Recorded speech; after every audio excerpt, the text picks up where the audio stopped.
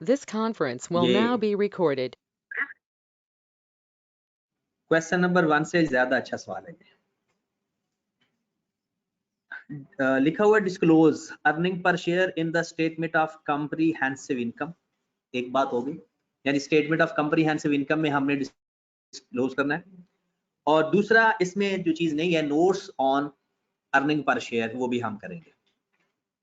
ठीक है, नोट्स भी और कॉम्प्रिहेंसिव इनकम की डिस्क्लोजर्स भी। स्टेटमेंट ऑफ कॉम्प्रिहेंसिव इनकम में मेन ये आता है, और स्टेटमेंट ऑफ फाइनेंशियल पोजीशन में इसकी चीजें नहीं आती होती। तो सवाल पढ़ना शुरू करते हैं। 2008 का काम हमने करना है। The following information is available for cling bro या किंग ब्रो, जो भी लिखा हुआ है, लिमिटेड एज एट 31 दिसंबर 2008। प्रॉफिट आफ्टर टैक्स 2006 का भी बताया हुआ है, 2007 का भी और 2008 का भी। तो एक तो सीधा सीधा कॉम्प्रिहेंसिव इनकम में ये प्रॉफिट चला जाएगा। Issue ordinary share of ₹1 each 683,750। ये 2006 के सामने लिखें, जहां पर क्वेश्चन मार्क है उससे आगे देखें। 6 ये अमाउंट,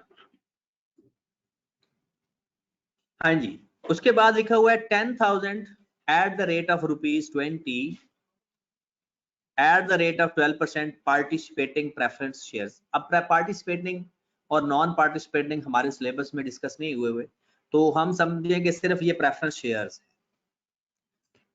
हर साल 200,000 के preference shares, 75,000 at the rate of 7% convertible preference shares, यानी जो 7% है वो कन्वर्टेबल प्रेफरेंस शेयर्स हैं। और फिर ऑप्शन है, नोट नंबर 3 में लिखा हुआ है। फिर 40,000 10% कन्वर्टेबल डिबेंचर्स हैं। ये हमें इंफॉर्मेशन गिवन है, इस इंफॉर्मेशन में हमें सब कुछ पता है कि इनको कहते क्या है।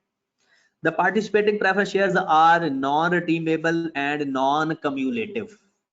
क्या करेंगे, इसका डिविडेंड अर्निंग में से माइनस करेंगे, और इसका कुछ नहीं करना, इसका डिविडेंड अर्निंग में से माइनस होगा। The convertible preference shares recognised as a liability. क्या मतलब है, the convertible preference shares recognised as a liability, redeemable है। इसका जो इंटरेस्ट होगा, क्या प्रॉफिट में से माइनस करेंगे ना, पहले ही माइनस हो चुका होता है, क्योंकि ये इंटरेस्ट कॉस्ट होती है एक तरह की, तो इसको दोबारा माइनस करने की जरूरत नहीं होती। वो कहता है कि recognized as a liability are cumulative and convertible at the option of the preference shareholder in the ordinary shares at the rate of 3 ordinary shares for every 4 preference shares on 31st December 2008। यानी convertible 31 दिसंबर 2008 को convert करने की option हमारे पास मौजूद है। फिर वो कहते हैं option to be acquired 67,500 ordinary shares in Kling Bros Limited after 1st January 2009 at a strike price is 4 per share were issued on 1st January 2008. The average market price of the share during 2008 is 9। Strike price भी दे दी और उसकी fair value भी दे दी। Option के case में करते क्या होते हैं भला, नंबर ऑफ शेयर फाइंड करते हैं, क्योंकि अर्निंग में तो कोई चेंज नहीं आता, नंबर ऑफ शेयर में चेंज आता है। फिर चौथे नंबर पर लिखता है 40,000 10% convertible debenture of ₹4 each were issued. These debenture are convertible on 29 Feb 2009 at the option of the debenture holder into Kling Bros Limited. Ordinary shares at the rate of 2 ordinary shares for every 7 debenture. Her 7 debenture के बदले 2 share मिल जाएंगे। If not converted into ordinary share they will be redeemed. अगर वो convert नहीं होते तो फिर redeem हो जाएंगे। पहले ही उसने बता दिया कि ये रिडीमेबल है। On 31 March 2007 50,000 ordinary shares were issue. 2007 में 50,000 नए शेयर इशू किए, और अगर कुछ ना बताया हो तो हम क्या अजम्पशन लेते हैं, फुल मार्केट प्राइस पे शेयर इशू है। On 30th September 2008, Kling Bros Limited undertook share buyback ₹200,000 shares at a premium of 4 पर शेयर, कहता है 2 लाख शेयर आपने वापस भी खरीदे हैं, रिडेम्पशन भी आ गई इसके अंदर। हाँ, रिडेम्पशन स्टेटमेंट सीजन इक्विटी के अंदर भी आ सकती है, तो रिडेम्पशन यहाँ पर भी पॉसिबल है। तो रिक्वायरमेंट यही है कि आपने दोनों सालों के डिस्क्लोजर्स बनाने हैं, विद कंपैरेटिव बनाने हैं, तो पिछले साल का भी बनाएंगे।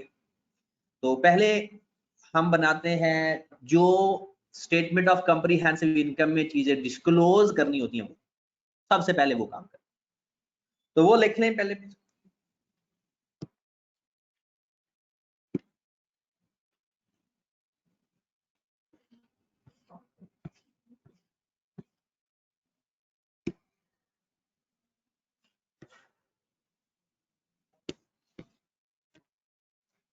हाँ जी जनाब, नाम है क्लिंगब्रो,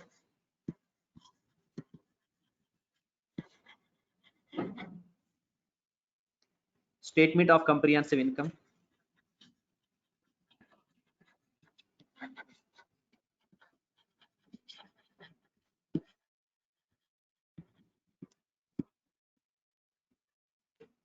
इसका हमने एक्सट्रैक्ट बना दिया। फॉर द ईयर एंडेड 31 दिसंबर 2008, तो यहाँ पर लिखेंगे 2008 और यहाँ पर लिखेंगे 2007। सबसे पहले तो हम लिख लेते हैं प्रॉफिट आफ्टर टैक्स।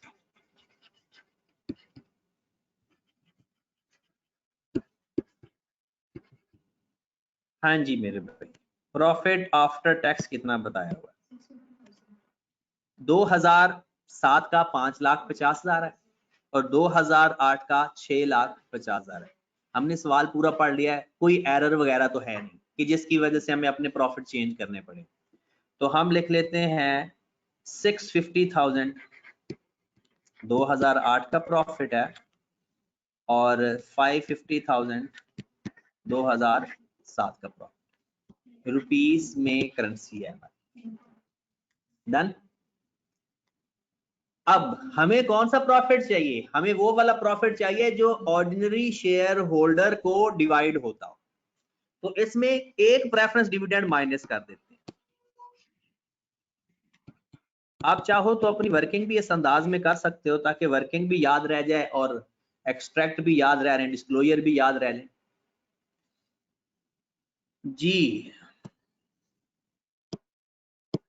तो कितनी अमाउंट आएगी? 2 लाख का 12%, कितना बनेगा? 24,000, क्योंकि दोनों साल आपके पास नंबर ऑफ शेयर्स कितने हैं। हाँ, अगर कोई प्रेफरेंस शेयर्स इस तरह की चीजें साल के मिड में इशू होंगी तो उनका डिविडेंड भी उतने टाइम का आएगा और उसका वेटेड एवरेज भी उतने टाइम का आएगा। जी, हमारे पास कौन सा प्रॉफिट आ गया? Profit attributable to ordinary shareholder, profit attributable to ordinary shareholder. आपने पूरा लिखना है, वरना आप जल्दी में लिखोगे तो SHO बन जाएगा। हाँ जी बताएं जरा, 6,50,000 में से 24,000 माइनस करें। 6,26,000 और 2007 का 5,26,000, ये हमारे पास आ गया प्रॉफिट। फिर हमने लिखना है basic EPS।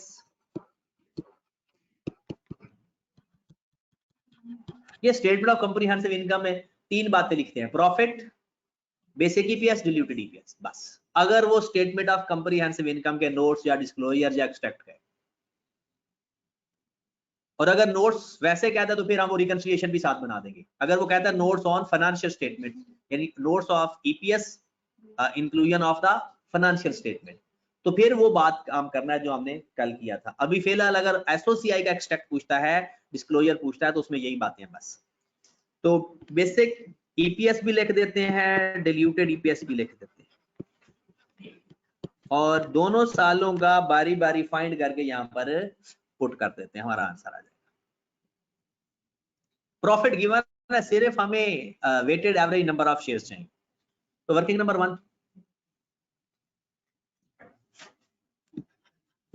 Working number 1 weighted average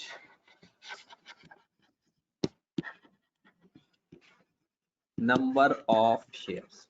दो तरीके हैं, या तो दोनों के weighted average number of share अलग अलग फाइंड कर ले, या दूसरा तरीका क्या है, करंट ईयर फाइंड कर लेते हैं और पिछले साल को रीस्टेट कर देते हैं, पिछले साल के ईपीएस को रीस्टेट कर देते हैं।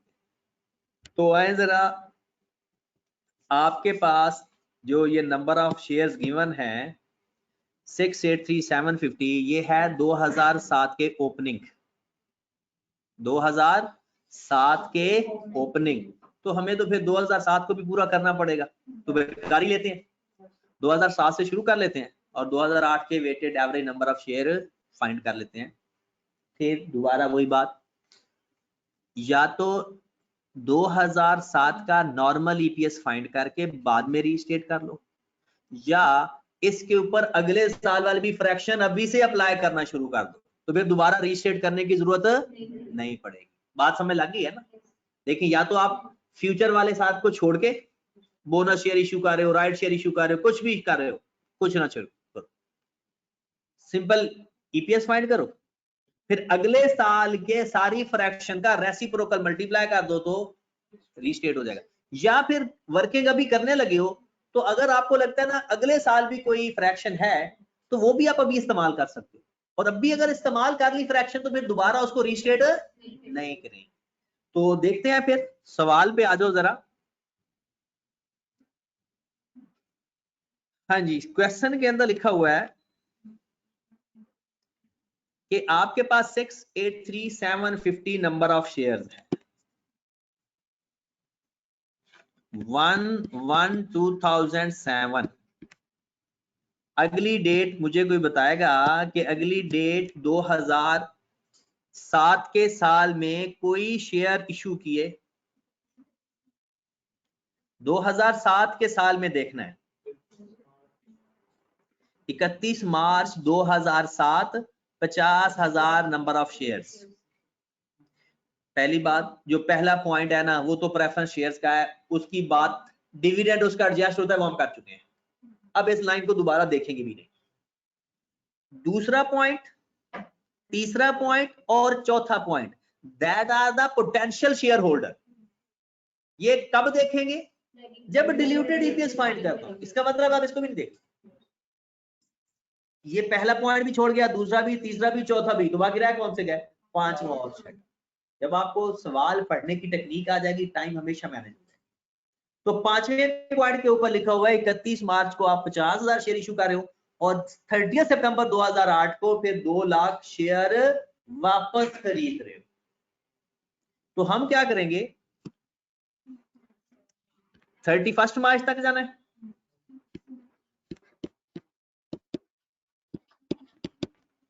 जी। हमारे पास नंबर ऑफ शेयर्स कितने हैं पहले, 683,750 मल्टीप्लाइड बाय टाइम कितना है, 3/12। कोई फ्रैक्शन है या नहीं, किसी किस्म की कोई फ्रैक्शन नहीं है।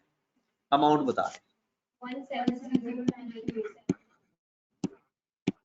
170,937।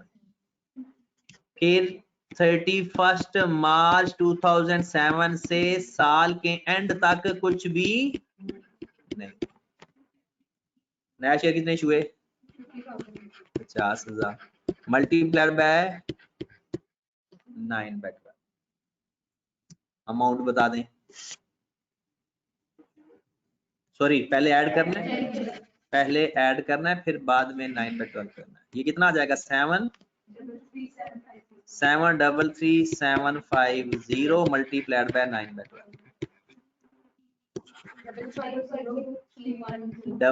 55031 लॉज। ये हमारे पास आ गया weighted number of, weighted average number of shares 7212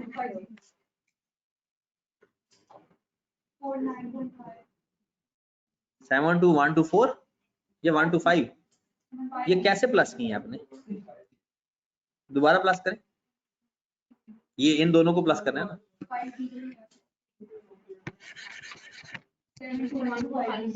7 to 1 to 5 जी। 2007 का तो ऑर्डिनरी शेयर्स भी आ गया है, यानी हमारे पास वो भी आ जाएगा, ईपीएस भी आ गया है तरह का। अब आते हैं वर्किंग नंबर 2, बल्कि इसी वर्किंग को आगे कंटिन्यू करते हैं। 1/1/2008 से कब number of shares buy back कर रहे हैं? 30th सितंबर को, 30th सितंबर 2008। मुझे बताओ ये ब्रॉड ऑन कौन सा लेंगे, 721,250 लेंगे या 733,750 लेंगे? 733,750, क्योंकि एक्चुअल में नंबर ऑफ शेयर्स ये है, वो तो वेटेड एवरेज है। तो साल के शुरू में हमारे पास 733,750 मल्टीप्लाइड बाय टाइम कितना है? 9/12। कितने आ गया weighted average number of shares? 550313। फिर 30 सितंबर को 31 दिसंबर तक आपके 2 लाख शेयर वापस खरीदे गए, जिस वैल्यू पे मर्जी खरीदे जाए। यहां तो नंबर ऑफ शेयर माइनस, जिस भी वैल्यू पे शेयर बेचे जाए, डिस्काउंट पे हूं, एट पार पे हूं, इसका ताल्लुक statement of changes in equity में होता है कि कौन सी वैल्यू लेनी है, कौन सी प्लस से माइनस करी। यहाँ पर तो किसका गेम है? Number of shares. तो यहाँ पर हम नंबर ऑफ शेयर्स लिखेंगे, तो बाकी कितने बच गए? 5,33,750 मल्टीप्लाइड बाय 3/12। 1,33,437 है या 8 है? 7 ही कर लेते हैं, क्योंकि ताकि आंसर हमारा प्यारा प्यारा है। प्लस करें इसको, कितना? 683,750 जी। ये हमारे weighted average number of shares आ गए। तो इनकी अपनी अपनी अर्निंग को इस पे डिवाइड कर देंगे। 2007 की अर्निंग को 2007 पे डिवाइड कर देंगे, 2008 की अर्निंग को 2008 के वेटेड एवरेज, तो आपके पास बेसिक ईपीएस आ जाएगा। तो यहां पर चलते हैं बेसिक ईपीएस जी। तो 2007 का बताएं, 5,26,000 और उसके नंबर ऑफ शेयर्स डिवाइड करके आंसर बता दें। 0.72 क्या करना है? 5,26,000 को 2007 के weighted average number of share पे डिवाइड करें। 6,26,000 को उस पे डिवाइड कर दो 0.91। हाँ जी, बेसिक ईपीएस हो गया, कोई परेशानी यहां तक?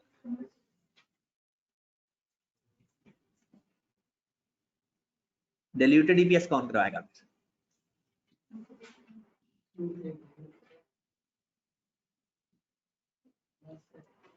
हाँ जी, डिल्यूटेड ईपीएस में करते क्या है? सबसे पहला काम फ्यूचर वाले नंबर ऑफ शेयर्स। अच्छा, इसमें एक और चीज शायद आपने नोट की हो, लिखा हुआ है, दूसरा पॉइंट पढ़े जरा गौर से।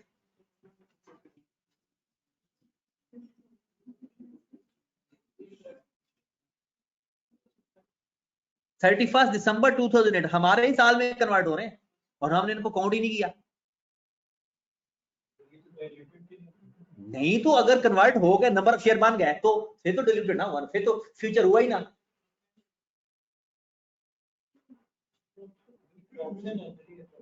तो ऑप्शन जो भी है, सेकंड पॉइंट ऑप्शन तो नहीं है। वो कहता था convertible preference shares are cumulative and at the option of the preference shareholder into this. मसला पहला क्या है, इसको हमने इसलिए भी नहीं लिया क्योंकि साल के एंड पे अगर ये क्या कर लेंगे, इनको अर्निंग का एक फुटी कोड़ी भी नहीं मिली, क्योंकि साल के एंड पे है। तो हम जब टाइम मल्टीप्लाई करेंगे 0/12 सब कुछ खत्म हो जाएगा। तो इसलिए weighted average number of share पे वैसे भी कोई फर्क नहीं पड़ना था। चले जनाब काम शुरू करें। डिल्यूटेड का वो तरीकाकार जो हमें आता है। सबसे पहले क्या फाइंड करना है हर ऑप्शन के लिए? अर्निंग में क्या चेंज आएगा, नंबर ऑफ शेयर्स में क्या चेंज आएगा, और ईपीएस डिल्यूट होना है या नहीं। वो कैसे पता चलेगा? अगर इंक्रीमेंटल ईपीएस कम आ गया तो डिल्यूटेड है, नहीं कम आया तो एडिड।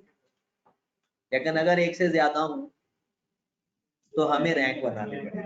तो बिस्मिल्लाह करते हैं। सबसे पहले स्टार्ट करते हैं कि जो हमारे पास कन्वर्टेबल स्टार्ट है, कन्वर्टेबल प्रेफरेंस शेयर 7% वाला, कन्वर्टेबल प्रेफरेंस शेयर्स 7% वाला। ओके चलें जी बिस्मिल्लाह करते हैं। यहां पर वर्किंग कर लेते हैं इसकी। Convertible preference shares,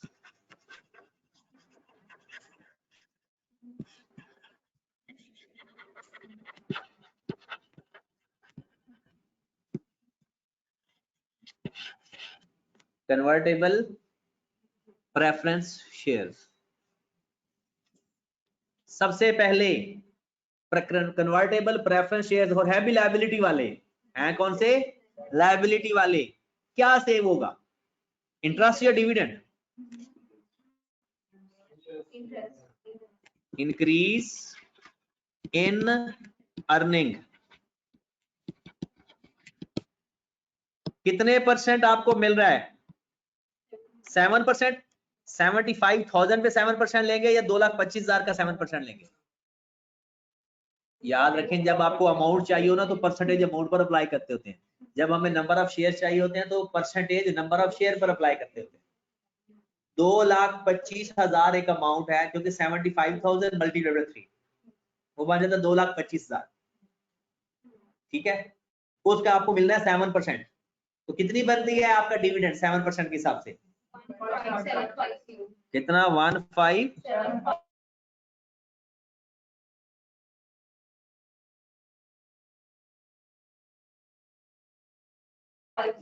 157 net of tax लेंगे या टैक्स के बगैर लेंगे?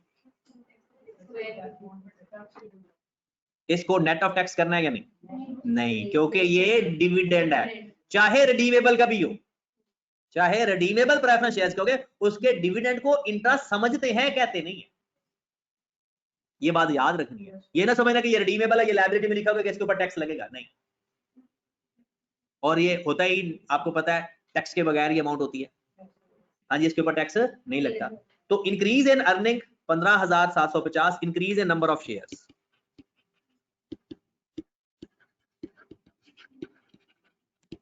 जी जनाब, increase in number of shares. कितने शेयर? पॉइंट नंबर 2 है ये। पॉइंट नंबर 2 पढ़े जरा। कहता है कि आपने 3 ऑर्डिनरी शेयर्स फॉर एवरी 4, तो 4 पे डिवाइड करके 3 से मल्टीप्लाई कर ले। किसको डिवाइड करना है, अमाउंट को या नंबर ऑफ शेयर्स को? नंबर ऑफ शेयर्स को। तो 75,000 करो जरा, डिवाइडेड बाय 4 मल्टीप्लाइड बाय कितने नंबर ऑफ शेयर्स बढ़े? 5,250। Increase in EPS. दोनों को डिवाइड करें तो कितना? 15,750 डिवाइडेड बाय 5,6,250, 0.28। क्या इसको हम डिल्यूटेड एंटी डिल्यूटेड सोचेंगे या रैंक बनने का इंतजार करेंगे? रैंक बनने का इंतजार करेंगे। अगर एक होता ना तो इसी को सोच लेते, बट एक है नहीं। अगर यही होता तो फिर हो सकता है पेपर में आपको पहली दफा एक ही आ जाए। तो फिर यहाँ पर ही देख लेंगे कि अगर कम आ रही है आईपीएस तो हम कहेंगे कि डिल्यूटेड है, और फिर अर्निंग में अर्निंग ऐड कर देंगे, नंबर ऑफ शेयर में नंबर ऑफ शेयर ऐड कर देंगे, उनको डिवाइड करेंगे तो हमारे पास आंसर आ जाएगा डिल्यूटेड ईपीएस। लेकिन अभी तो हमें रैंकिंग चाहिए। चले आगे चलते हैं फिर।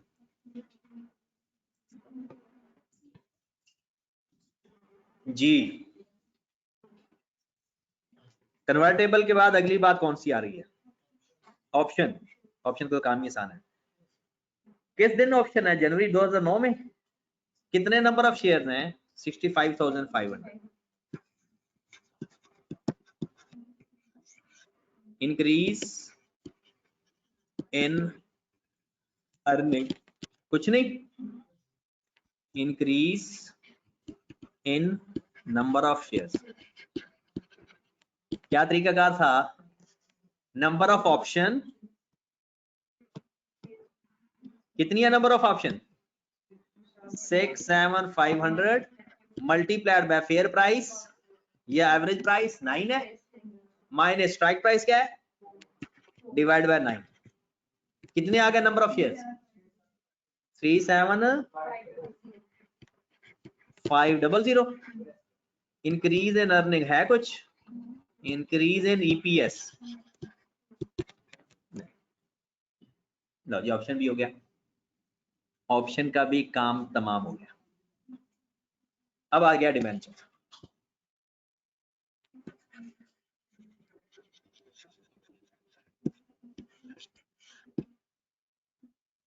जी डिबेंचर है 40,000 डिबेंचर है टोटल। किसके ऊपर इंटरेस्ट कितना है? 10%, तो 10% 40,000 पे लगेगा, 16,000 पे लगेगा। हमने इंटरेस्ट किसके ऊपर देना है? नंबर ऑफ डिबेंचर के ऊपर देखना है ना, या जितना लोन लिया हुआ है उसके ऊपर देना है? लोन के ऊपर। तो 16,000 का 10% कितना आ जाएगा? 1600। टैक्स रेट गिवन है सवाल के अंदर बोला।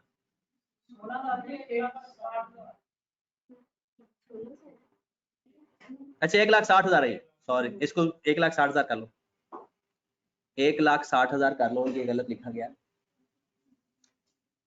1,60,000 का 10% कितना बनता है? 16,000। अच्छा टैक्स रेट देखो जरा, कहीं मैंने तो नहीं पढ़ा, वैसे टैक्स रेट ऐड ना कर ले ताकि 30% लिख लो इधर कहीं ना, टैक्स रेट, ताकि ना वो पता चल जाए कि टैक्स रेट हमने करना है। मेरे ख्याल में टैक्स रेट क्वेश्चन ओरिजिनल के अंदर था शायद, 30% कर लो फिलहाल। जी तो हमने क्या करना है? Increase in earning 16,000 into 1 minus tax,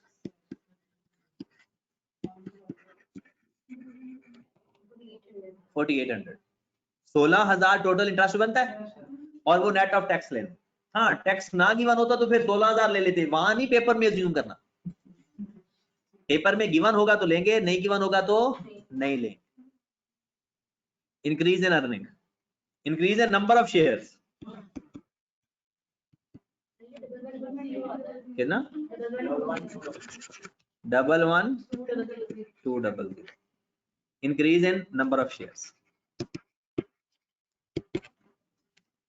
हाँ जी क्या बताया हुआ है, किस तरह से डिवाइड कर रहा है वो? 7 डिबेंचर्स को 2 ऑर्डिनरी शेयर बना रहा है, तो 40,000 divided by 7 multiplied by 2, 40,000 divide by 7 कितना आ गया?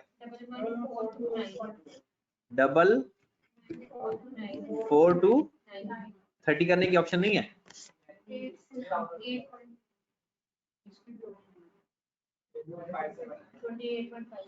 28 पॉइंट, अच्छा 5 तो पहले ही कर चुके हो। चले जनाब, increase in EPS 11,200 divide by 11,429, 0.97। लो जी हमारे पास सारी, पहले वो एक टेबल बनाएंगे, वो रैंक बनाने वाला, और दोनों के लिए अलग टेबल बनेगा। 2007 के लिए अलग टेबल बनाएंगे और 2008 के लिए अलग टेबल बनाएंगे। वैसे तो अगर इसका वो रेशो गिवन होती तो डायरेक्ट भी कर सकते थे। जी रैंक बना लें। पहला रैंक किसका आएगा? ऑप्शन का। ऑप्शन ऑलवेज रैंक फर्स्ट, फिर उसके बाद और एंड पे इस तरतीब से हमने डिल्यूटेड फाइंड करना है। तो यहां पर चलते हैं, डिस्क्रिप्शन, ये वर्किंग बड़ी अच्छी करनी है, ये टेबल वर्किंग में करना है, सोल्यूशन का हिस्सा होता है, लेकिन करना वर्किंग में ही है। वर्किंग भी पार्ट ऑफ द सोल्यूशन होती है। हाँ जी, डिस्क्रिप्शन यहाँ पर हम क्या लिख लें, अर्निंग, यहाँ पर लिख लें weighted average number of shares, यहाँ पर फिर लिख लें ईपीएस, और यहाँ पर रिमार्क्स। सबसे पहले हमारे पास जो बेसिक है वो लिखेंगे। बेसिक अर्निंग कितनी है 2007 की बताएं पहले। 2007 की सिर्फ 5,50,000 5,50,000 थी। 2007 की बतानी है। 5,50,000 भी थी, 5,26,000 वो 24,000 वो भी तो माइनस करना है प्रेफरेंस वाला। 5,26,000 और weighted average number of share कितने थे 2007 के 72125 72125। अब इसका ईपीएस कितना आया था 0.7। उसके बाद अब आ जाएगी पहली ऑप्शन रैंक 1। डन। अर्निंग में क्या इजाफा हुआ था रैंक ऑप्शन की वजह से, कोई इजाफा नहीं। नंबर ऑफ शेयर में क्या इजाफा हुआ 37500 526,000। इनको अर्निंग में अर्निंग ऐड करो 758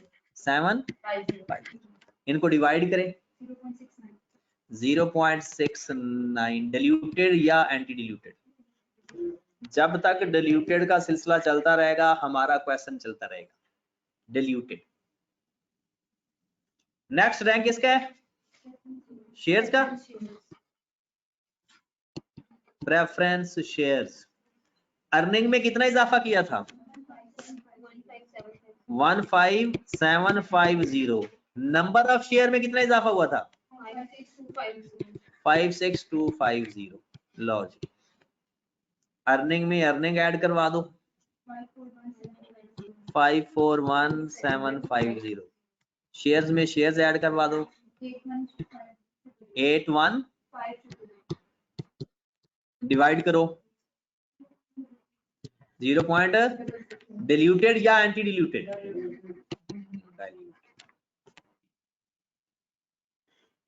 जी। नेक्स्ट डिबेंचर आ गया। हाँ जी, करो जरा ऐड।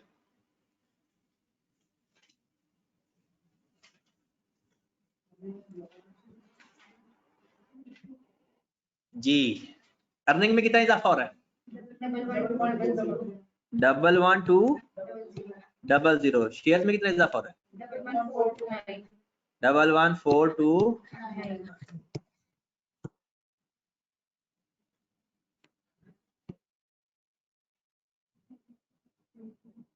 552,950 और अर्निंग में अर्निंग ऐड करो 82,429। डिवाइड करो 0.67। डिल्यूटेड या एंटी डिल्यूटेड, एंटी डिल्यूटेड। तो ये तो एंटी डिल्यूटेड है, तो फिर डिल्यूटेड ईपीएस कितना आया 0. ये 2007 का है। ये किसका है 2007 का है, ये 2008 का नहीं है, याद है। Got it. चलें जी, पहले तो 2007 का लिख कर आते हैं, फिर 2008 की बात करते हैं जिसमें इंपॉर्टेंट चीज एक है।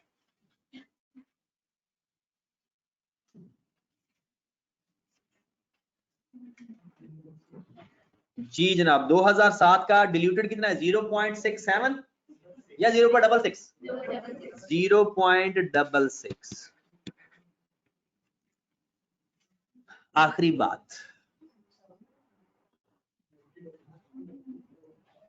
ये मुझे लगता है आपने ये सवाल किया है वैसे करने की कोशिश की थी। इस समय मुझे तो कोई चीज मुश्किल नहीं लगी, वही बातें जो हम पैटर्न का, तो वो तो आई कैप में भी मेरे भाई आएगा पैटर्न। इंतहाई खौफनाक सूरत होती है आई कैप के सवाल की। अंदर आप जैसे हाल होता है कि जैसे बाहर से आप लोग बड़े स्ट्रांग लग रहे होते तो अंदर से बुरा हाल होता है।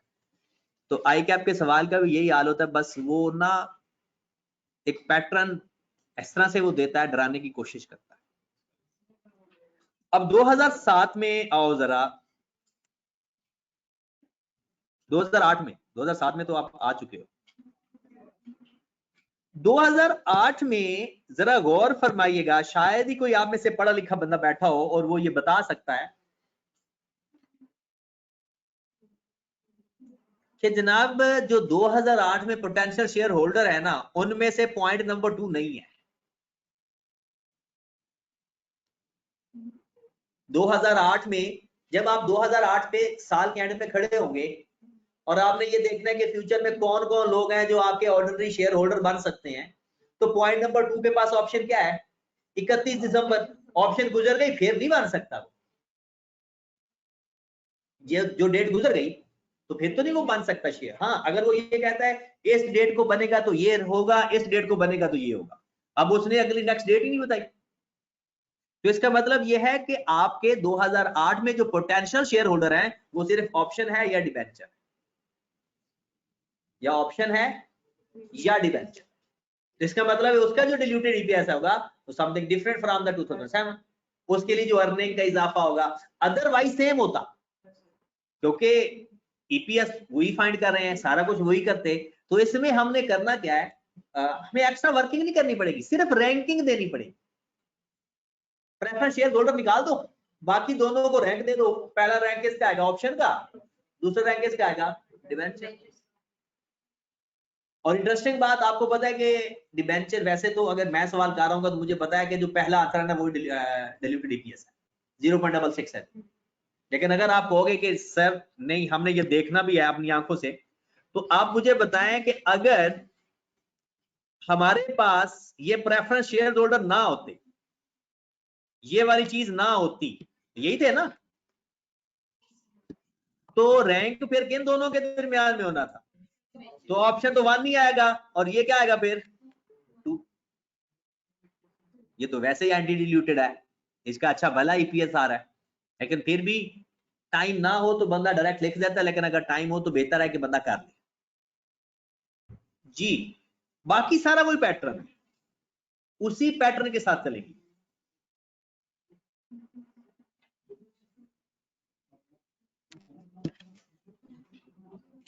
जी। उसी तरह से लिखेंगे बेसिक। अब 2008 की अर्निंग बताएं। 626000। 2008 के weighted number of average share बताएं। 683750। उसका ईपीएस बताएं। 0.91।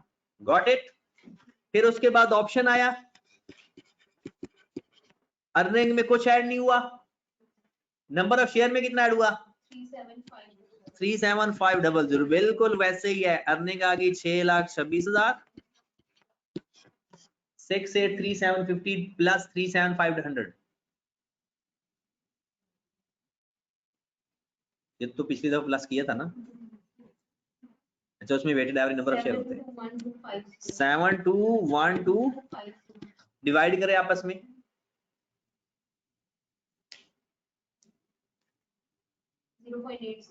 Zero point. डिल्यूटेड या एंटी डिल्यूटेड? डिल्यूटेड। कम हो रहा है, पूछे।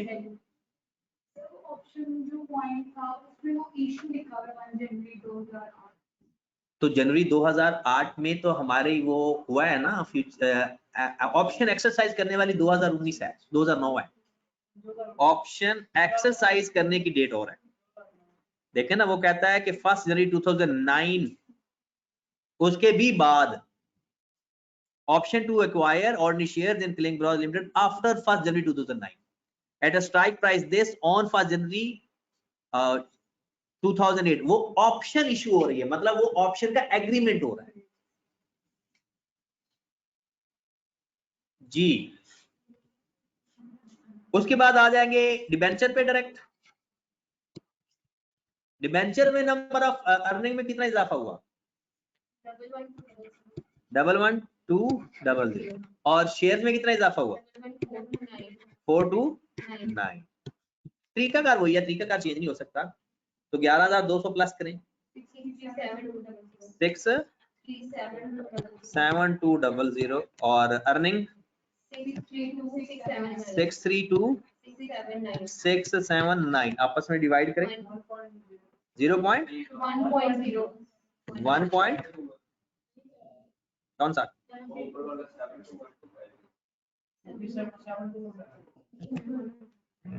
ये 0.86 के साथ ये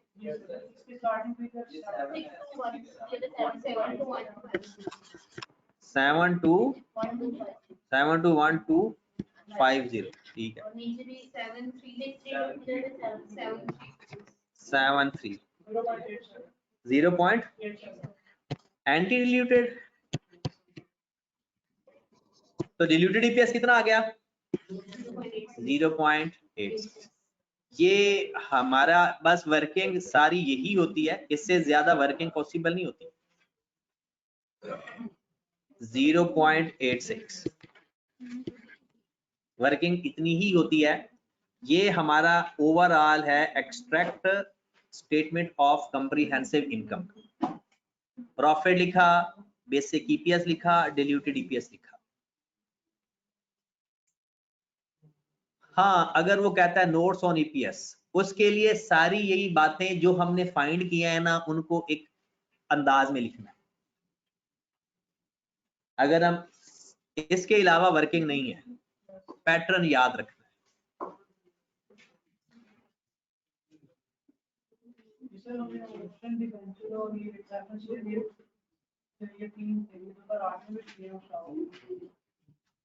जिस जगह पर आप खड़े हैं ना, तो पोटेंशियल शेयर होते हैं फ्यूचर शेयर होल्डर, जो फ्यूचर में आपके ऑर्डिनरी शेयर होल्डर बन सकते हैं। तो 2007 में भी ये फ्यूचर थे, 2007 में तो 2008 वाला भी फ्यूचर है और 2009 वाला भी फ्यूचर, उससे आगे वाला भी फ्यूचर है। तो फिर जब आप 2008 में आ गए, तो 2008 में एक वो उनके पास ऑप्शन थी, अगर वो नहीं एक्सरसाइज करेंगे तो गए, फिर बाकी सिर्फ 2 रह गए। हाँ जी जनाब, नेक्स्ट ओके है यहाँ तक, या इसकी वर्किंग देखनी है? कुछ लोग कह रहे हैं कि जूम आउट करके वर्किंग दिखा दें।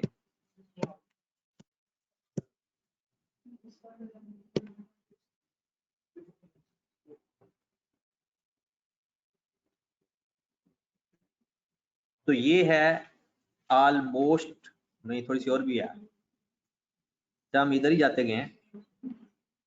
चलो फिर आधी आधी वर्किंग करके चेक कर लो। ये एक हिस्सा है, फिर उसके बाद ये हिस्सा है डिल्यूटेड का 2007 के लिए भी और 2008 के लिए भी। कोई बात पूछनी है तो पूछ लें, वरना इसके नोट्स में लिखवाता हूँ। वो तो सिर्फ आपने वैल्यूज बताते जाना है, नोट्स लिखते जाएंगे।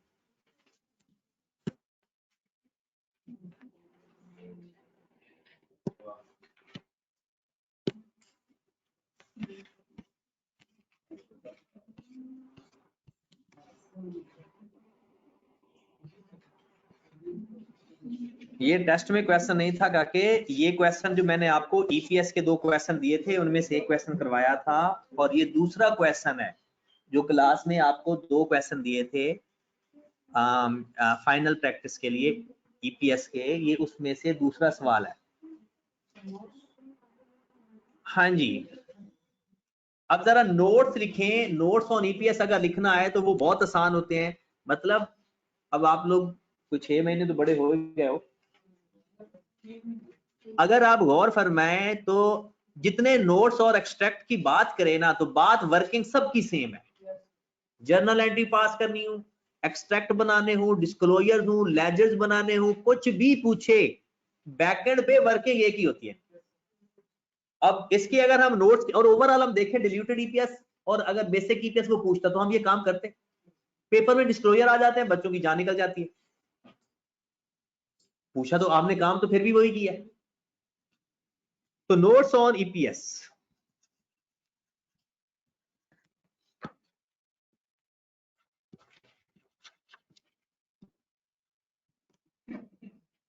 जी नोट्स ऑन ईपीएस। सबसे पहले क्या करेंगे,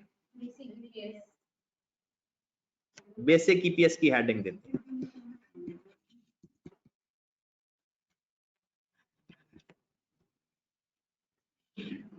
कितनी बातें लिखनी है, 3, earning, weighted number of share और बेसिक। इसमें वो प्रॉफिट नहीं लिखते क्योंकि प्रॉफिट सिर्फ एसओसी का एक्सट्रैक्ट होता है, तो यहां पर हम लिखेंगे अर्निंग। 2008 की अर्निंग थी 6,26,000 और 2007 की अर्निंग थी 5,26,000। वेटेड एवरेज, ये हमारे इस गिवन क्वेश्चन की रिक्वायरमेंट नहीं है, ये एडिशनल कर रहे हैं। अर्निंग के बाद हम क्या लिखेंगे, weighted average number of ordinary shares. जी कितना थे, 2008 के बता रहे हो ना, 687212। ये लाइन लगाने की भी जरूरत नहीं है, बेसिक ईपीएस।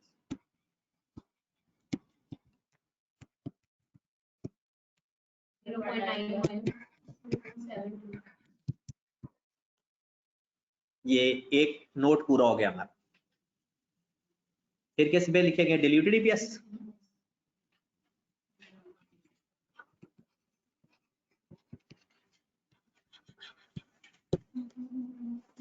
इसके लिए सबसे पहले हम लिखते हैं इंक्रीज इन अर्निंग। नहीं, इंक्रीज इन अर्निंग। हाँ जी, अर्निंग में कितना इजाफा हुआ सबकी अलग अलग बता दो, या सबको इकट्ठा करके भी बता सकते हो, इकट्ठे बता दो। इंक्रीज इन अर्निंग, बाद में रिकंसाइल कर लेंगे। सबकी अर्निंग में इजाफा जो हो सकता है, हमने तो सारा लिखना है ना। इंक्रीज इन अर्निंग 26,950, वो नेट ऑफ टैक्स करना है उसको भी। जो नेट ऑफ टैक्स है वो नेट ऑफ टैक्स करके लिखना है। इंटरेस्ट को नेट ऑफ टैक्स करना है, डिविडेंड को पूरा लिखना है, और ऑप्शन का है ही नहीं। डन है। ये था इंक्रीज इन अर्निंग 2008 में। 2007 में 3 थे। 2008, ये 2008 का, ये 2007 का है, ये 2007 का है 26,950। 2008 में 2 था, 11,1,2. Increase in number of shares.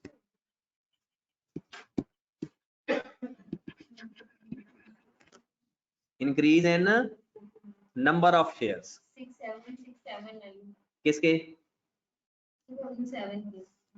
6, 7.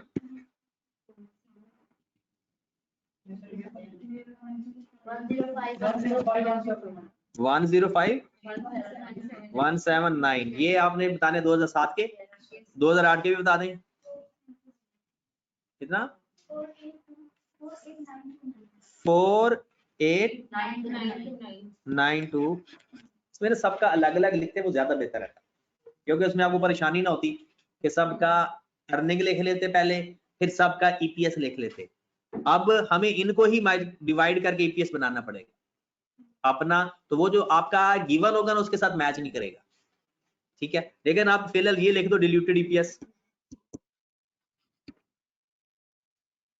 बल्कि डिल्यूटेड नहीं लिखेंगे, इंक्रीज इन ईपीएस।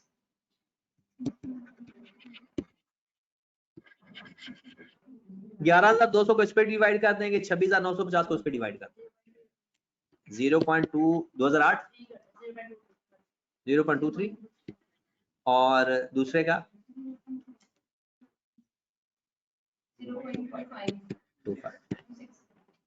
0.25 या 26 जी, खत्म। आगे रिकंसिलिएशन, अगर वो रिकंसिलिएशन कहे तो बनाया करो, नहीं कहता तो बनाने की जरूरत नहीं है। वो भी वही है जो हम लिख रहे हैं ना, इंक्रीज इन अर्निंग, वो इंक्रीज इन अर्निंग शो करेगा। कोई अर्निंग में अर्निंग ऐड और नंबर ऑफ शेयर्स में नंबर ऑफ शेयर्स एट, वो एक्चुअल में वो बात करेगा। रिकंसिलिएशन,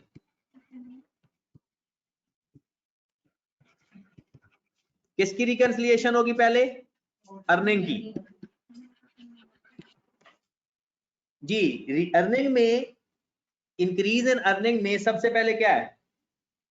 सबसे पहले कौन सी अर्निंग लिखते हैं? जो पहले बेसिक है वो लिखेंगे, बेसिक अर्निंग। फिर उसके अंदर इंक्रीमेंटल जो ऐड करते हैं। हाँ जी, बेसिक कितना था?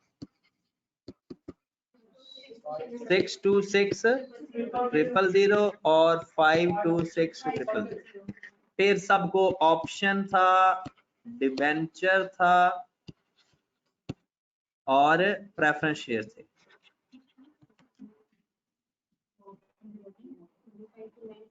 ऑप्शन में अर्निंग में कोई इजाफा नहीं हुआ था, और डिबेंचर में कितना? 11 दोनों सालों में सेम। प्रेफरेंस शेयर्स का 2008 में नहीं था, 2007 में था 1575, बस। टोटल करने की जरूरत नहीं, करना तो कर ले। वैसे आगे चलते हैं, चलो बता दो टोटल, ताकि उसके साथ ऊपर मैच कर जाएगा ना। 11 कितने टोटल? 65 6529 और इसका 72। अब किसकी रिकंसिलिएशन करोगे? नंबर ऑफ शेयर्स की। जी, सबसे पहले लिखेंगे basic number, weighted average number of shares.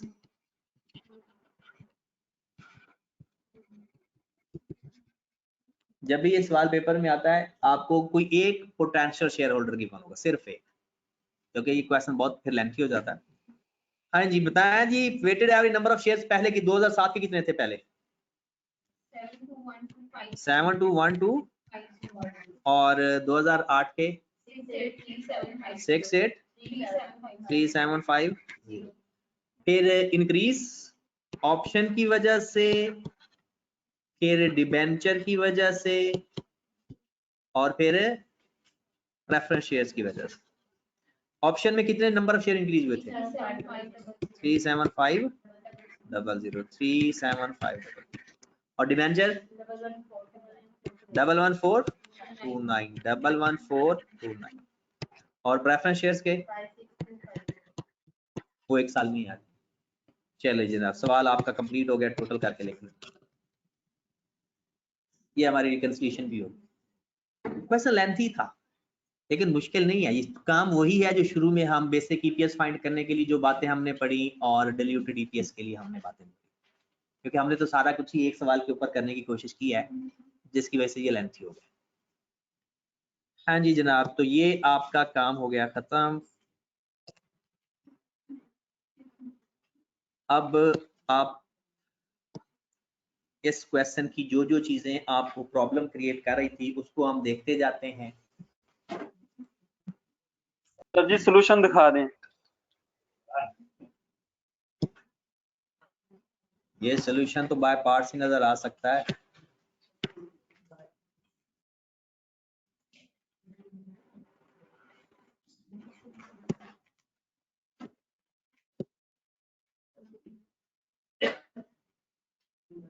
ये तकरीबन नोट्स का है ये।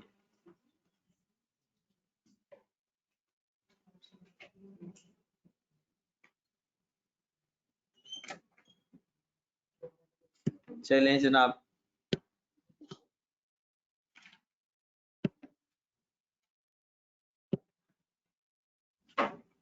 हम चलते हैं आपके टेस्ट नंबर 5 के ऊपर। उसमें कोई मसला है? पहले तो थ्योरी थी कि जो पहला सवाल है रेशियो एनालिसिस का, ऐसे तो ये पहले भी किया था, ये कोई मुश्किल तो नहीं है, लेकिन फिर भी एक नजर देख लेते हैं।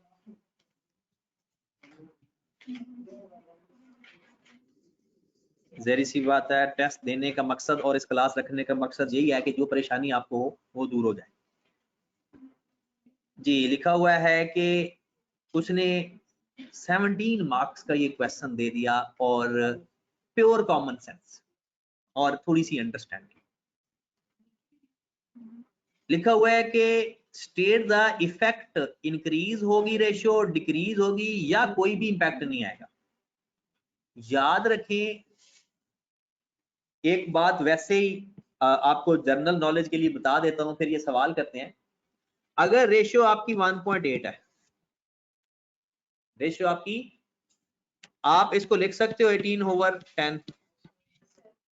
अब अगर किसी भी रेशियो में आपको लगे कि सेम अमाउंट ऊपर प्लस हो रही है और नीचे भी प्लस हो रही है, तो इसका हरगिज मतलब नहीं है कि रेशियो के ऊपर कोई इफेक्ट नहीं पड़ेगा, रेशियो चेंज हो जाती है। क्योंकि रेशियो में देखो ना, अगर इसकी सबसे बड़ी एग्जांपल मैं दूं कि सपोज दैट 1/2 रेशियो किया है, 50% है। अगर आप दोनों में 1 ऐड कर दें तो ऊपर क्या हो जाएगा 2, नीचे क्या हो जाएगा, क्या अभी 50% है, 0.67 है। तो याद रखें रेशियो सेम तब ही रहेगी जब ऊपर प्लस करके ऊपर ही कोई चीज माइनस हो रही हो, या नीचे प्लस करके नीचे ही कोई चीज माइनस हो रही हो, तब रेशियो के ऊपर कोई इफेक्ट नहीं आएगा। बट अगर रेशियो, हाँ एक सूरत और है कि जिसमें रेशियो चेंज नहीं होती प्लस या माइनस करने से ऊपर नीचे, जब रेशियो का आंसर 1 हो, जब रेशियो का आंसर 1 हो। जैसे 1 को हम 10/10 लिख सकते हैं ना, सेम हो, जितनी मर्जी प्लस कर दें माइनस कर दें, आपका आंसर 1 ही है। क्लियर होगी बात? चलो जी फिर करते हैं बिस्मिल्लाह जी। सबसे पहले वो कहता है कि पहली बात, balance of the major supplier from bank overdraft facility and avail 5% discount. पहले तो आप देखें कि इसके इफेक्ट होते क्या है। मैं एंट्री पास कर लेता हूं 100 रुपए से। मैं तो अकाउंटिंग को सीखता ही शुरू ही एंट्री से करता हूं और एंड भी एंट्री पे करूंगा, और उसी से ही पता चल जाता है सारी बातें, क्योंकि जर्नल एंट्रीज ही बिल्कुल स्ट्रॉन्ग चीजें हैं। जब आप बैंक ओवरड्राफ्ट लेकर क्रेडिटर को पैसे पे करेंगे तो बैंक से आप लोन कितना लेंगे, 95 रुपीज। क्यों बोला? क्योंकि 5% आपको डिस्काउंट मिल रहा है। तो आपकी लायबिलिटी बढ़ गई लेकिन क्रेडिटर कम हो गए। आपके क्रेडिटर 100 से कम हुए, आपका बैंक ओवरड्राफ्ट मतलब लायबिलिटी बढ़ी कितनी, 95 से, और आपको डिस्काउंट मतलब प्रॉफिट एंड लॉस अकाउंट 5। यही एंट्री पास होगी। तो मेरे भाई जिस जगह ये तीनों चीजें जाती है ना, सिर्फ वही रेशियो चेंज होगी। जिस जगह इन तीनों चीजों को प्लस या माइनस करोगे, सिर्फ वही चीजें चेंज होगी, बाकी कोई चीज चेंज नहीं होगी। और चाहे इसी अमाउंट को प्लस माइनस करके देख लें, तो अब वो रेशियो जो जो कहता है उसके ऊपर हम कहते हैं ग्रॉस प्रॉफिट मार्जिन। हाँ, आज कल की अकाउंटिंग के अंदर ना, ये जो डिस्काउंट रिसीव्ड और डिस्काउंट अलाउड है ना, वो सेल और परचेज के अंदर नेट ऑफ कर रहा है। कैश डिस्काउंट कि जो कैश डिस्काउंट है ना, अब क्योंकि इसके ऊपर अगर हम बात करेंगे ना, वैसे तो IFRS 15 में जाकर आप लोग FAT में बात कर लोगे, लेकिन अब PRC के अंदर ये चीजें हैं। PRC के अंदर वो कहता है कि अगर डिस्काउंट का पहले पता हो कि मिल जाना है तो आप सेल या परचेज में से माइनस कर सकते हो, तो उससे ग्रॉस प्रॉफिट इफेक्ट होगा। लेकिन फिलहाल हम ये देखेंगे कि ये अदर इनकम है। ये कौन सी इनकम है? तो मुझे बताओ, ग्रॉस प्रॉफिट के अंदर जितनी चीजें इस्तेमाल होती हैं उनमें से इनकी कोई चीज है जो ग्रॉस प्रॉफिट को इफेक्ट करने वाली है? No effect. ग्रॉस प्रॉफिट के ऊपर कोई इफेक्ट। फिर आगे नेट प्रॉफिट पे पड़ेगा, किस वजह से? डिस्काउंट रसीद, अदर इनकम बढ़ेगी, प्रॉफिट बढ़ेगा, बाकी चीजें सेम रह रही हैं। प्रॉफिट बढ़ेगा तो एनपी रेशो बढ़ गई।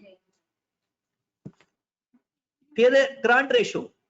करंट रेशो में क्या होता है भला? करंट एसेट्स और करंट, क्या इस करंट एसेट्स ये भी लायबिलिटी है? ये भी लायबिलिटी है।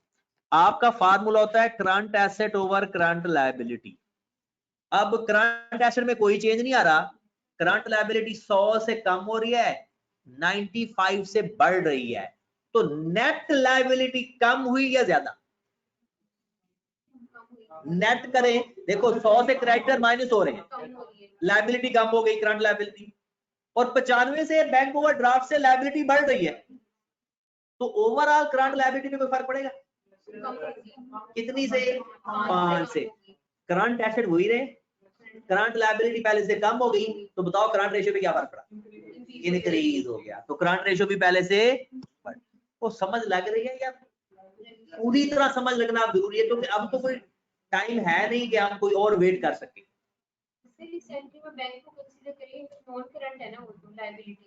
नॉन करंट किसने कहा है? बैंक ओवरड्राफ्ट नॉन करंट कैसे होगी? बैंक ओवरड्राफ्ट तो बहुत ही शॉर्टेस्ट करंट लायबिलिटी, जब आपके पैसे आएंगे बैंक काट लेगा। बैंक में अकाउंट है ना, तो बैंक आपका नेगेटिव हो गया, तो जैसे अगली सेल या परचेज से पैसा आएगा, सेल से या डेटर से, वो फौरन पैसे काट लेगा। जी हमेशा करंट लायबिलिटी होता है, बैंक ओवरड्राफ्ट हमेशा करंट लायबिलिटी होता है जी। फाइनल अकाउंट लगता है भूल गया। तो उसके बाद स्टॉक टर्नओवर, बताओ इस पूरे सवाल के अंदर स्टॉक टर्नओवर में जो चीजें इस्तेमाल होती हैं, कोई चीज है जो स्टॉक टर्नओवर को हिट करे?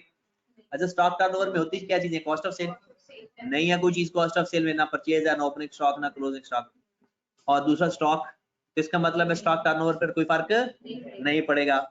उसके बाद आ जाओ जरा, return on non current asset, return on non current asset बिल्कुल पड़ेगा। कैसे भला? रिटर्न का फार्मूला होता है प्रॉफिट डिवाइडेड बाय एसेट्स, तो प्रॉफिट पे फर्क पड़ तो रहा है, प्रॉफिट पहले से बढ़ रहा है और प्रॉफिट ऊपर वाली अमाउंट होती है, तो रिटर्न ऑन एसेट पहले से बढ़ जाएगा। क्विक रेशियो, क्विक रेशियो भी पहले से बढ़ जाएगी, क्योंकि लायबिलिटी वाला करंट, जो करंट रेशियो के ऊपर फर्क पड़ा है, क्योंकि ऊपर करंट एसेट चेंज नहीं हो रहे, नीचे 5 से नेट लायबिलिटी कम हो रही है, तो क्विक रेशियो भी पहले से खत्म। ये पहले आप सोचें कि ये जो बात हमने की है, ये पूरी तरह आपको समझ लग गई है, और अगर ये सही तरह समझ लगी है तो फिर सोचें कि 17 मार्क्स का ये सवाल। सर ये करंट रेशियो और क्विक रेशियो का डायरेक्ट रिलेशन है? जी क्या कह रहे हो, क्या कह रहे हो? सर ये करंट रेशियो और क्विक रेशियो का डायरेक्ट रिलेशनशिप है या नहीं है? नहीं, इसका रिलेशन सिर्फ ये है कि जो क्विक रेशियो में स्टॉक इस्तेमाल नहीं होता और प्रीपेड एक्सपेंस इस्तेमाल नहीं होते, बाकी तो सेम है। स्टॉक उसके अंदर करंट एसेट्स के तौर पर इस्तेमाल नहीं होता। अब आते हैं दूसरा, सेल। जी जी सर ये चांसेस होते हैं कि करंट रेशियो बढ़ने से क्विक रेशियो बढ़ जाएगी? करंट, हाँ, एसेट के अलावा, स्टॉक के अलावा अगर कोई और चीज में चेंज आता है तो फिर तो दोनों सेम बन जाते हैं। स्टॉक के अलावा, हाँ, अगर सिर्फ स्टॉक की वजह से कोई चेंज आएगी ना, सिर्फ स्टॉक की वजह से, तो क्विक रेशियो पे इंपैक्ट नहीं आएगा, सिर्फ फिर करंट एसेट पे उसके ऊपर इंपैक्ट आएगा, करंट रेशियो के ऊपर। जी सेल, ये अगला सवाल भी आ गया इसी के ऊपर। Sell slow moving stock item at a price equal to cost, मतलब क्या है? आपने इन्वेंट्री बेची है, जितने की थी उतने की बेच दी, जितने की इन्वेंट्री थी उतने की बेच दी। आप लोगों की जब इन्वेंट्री बेचेंगे तो एंट्री क्या पास होगी? अगर मैं ओवरऑल एंट्री पास करूं तो एक एंट्री पास होगी कैश टू सेल, सारी एंट्रीज पास कर लेते, क्या एंट्री पास होगी? कैश टू सेल, कितनी अमाउंट से? 100 रुपए कर लेते हैं। और अगर मैं एंट्री पास करूं cost of sale to inventory, वो भी कितने से होगी? 100 से। ये कॉस्ट है ना, और इतने की सेल हुई, हमारा स्टॉक भी तो कम हो रहा है ना, 100 का ही स्टॉक कम हो रहा है। अब हम इस पूरी एंट्री के इंपैक्ट देखेंगे। उधार पे बेच गए तो कैश की जगह डेटर आ जाएगा। सबसे पहले हम देखते हैं कि ग्रॉस प्रॉफिट के ऊपर क्या इफेक्ट आएगा।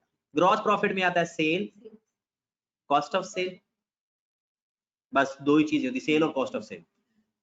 ग्रॉस प्रॉफिट में 100 कॉस्ट ऑफ सेल एक्सपेंस बढ़ रहा है, एक्सपेंस बढ़ रहा है, ग्रॉस प्रॉफिट में से 100 माइनस हो रहा है और 100 ही ऐड हो रहा है, मतलब प्रॉफिट के अंदर जो ग्रॉस प्रॉफिट है उसके अंदर 100 ही प्लस हो रहा है, 100 ही माइनस हो रहा है, तो ग्रॉस प्रॉफिट में तो कोई चेंज ना आए, ग्रॉस प्रॉफिट में कोई चेंज नहीं आए।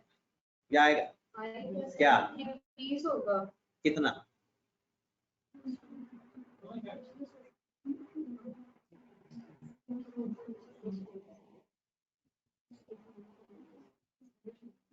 बताएं। ग्रॉस प्रॉफिट में क्या फर्क है?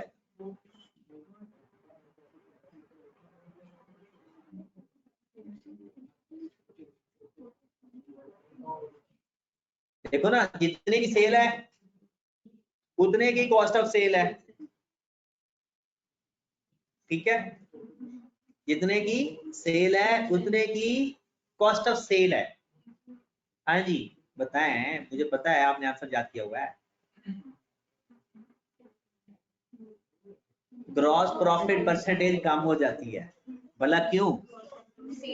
क्योंकि सेल अपनी ओरिजिनल अमाउंट से नहीं बढ़ी, सेल अपनी, देखो ना, एक चीज आप 100 रुपए की चीज 120 में बेचते हो और 100 की चीज आप 100 में बेच दो, तो साफ साफ नजर आ रहा है कि हमारा जो प्रॉफिट है ही नहीं, वो बढ़ना क्या है, हमारा प्रॉफिट जो होना चाहिए था वो प्रॉफिट नहीं हुआ। और वो किस वजह से? क्लोजिंग स्टॉक की वजह से, क्योंकि जब क्लोजिंग स्टॉक हमारा कम होता है तो प्रॉफिट हमारा कम होता है। क्लोजिंग स्टॉक जब हमारा कम होता है तो क्लोजिंग स्टॉक हमारा, सॉरी, प्रॉफिट हमारा, तो ग्रॉस प्रॉफिट रेशियो ऑटोमेटिकली कम हो जाएगी। उसकी वजह क्योंकि सेल उस रेशियो से बढ़ी नहीं। जैसे अगर 100 रुपए की चीज आप पहले 120 रुपए में बेच रहे थे, अब 100 रुपए की चीज कितने में बेच रहे हो? 100 रुपए में, तो ग्रॉस प्रॉफिट रेशियो तो सीधी सीधी कम होगी। नेट प्रॉफिट में क्या इंपैक्ट पड़ेगा? जब ग्रॉस प्रॉफिट कम होगा तो नेट प्रॉफिट भी तो कम होगा। जब ग्रॉस प्रॉफिट कम होगा तो हमारा नेट प्रॉफिट भी कम होगा, वो तो सीधा सीधा इफेक्ट आ गया। अब आगे चलते हैं, जरा करंट रेशियो पे आ जाए। करंट रेशियो पे,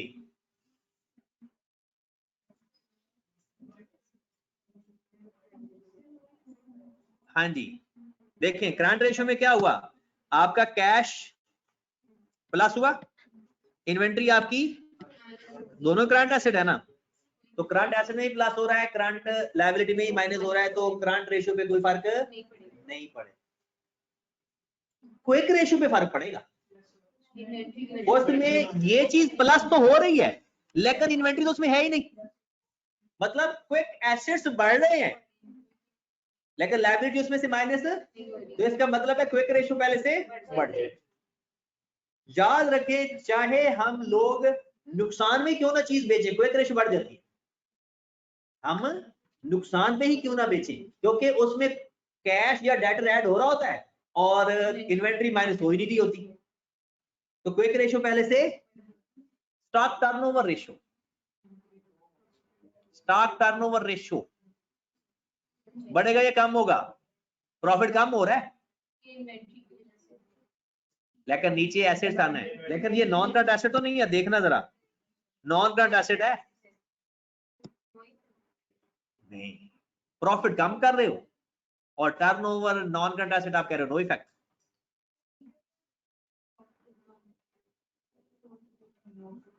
नॉन, नीचे तो नॉन करंट एसेट डिवाइड हो गए ना, तो नॉन करंट एसेट पे तो कोई फर्क नहीं पड़ा, ऊपर प्रॉफिट तो कम किया था आपने।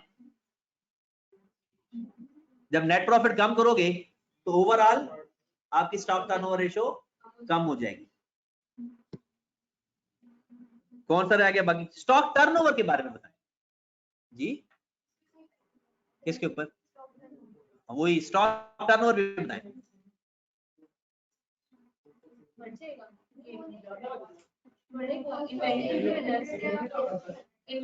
सेल, उसका फार्मूला क्या होता है? स्टॉक टर्नओवर का फार्मूला बताएं जरा। कॉस्ट ऑफ सेल डैप ऊपर और स्टॉक नीचे। अब ऊपर से कॉस्ट ऑफ सेल 100 से बढ़ गई और स्टॉक 100 से, तो ऊपर वाला आंसर पहले से बढ़ गया, नीचे वाला आंसर पहले से कम हो गया, तो ओवरऑल आंसर पहले से ज्यादा है।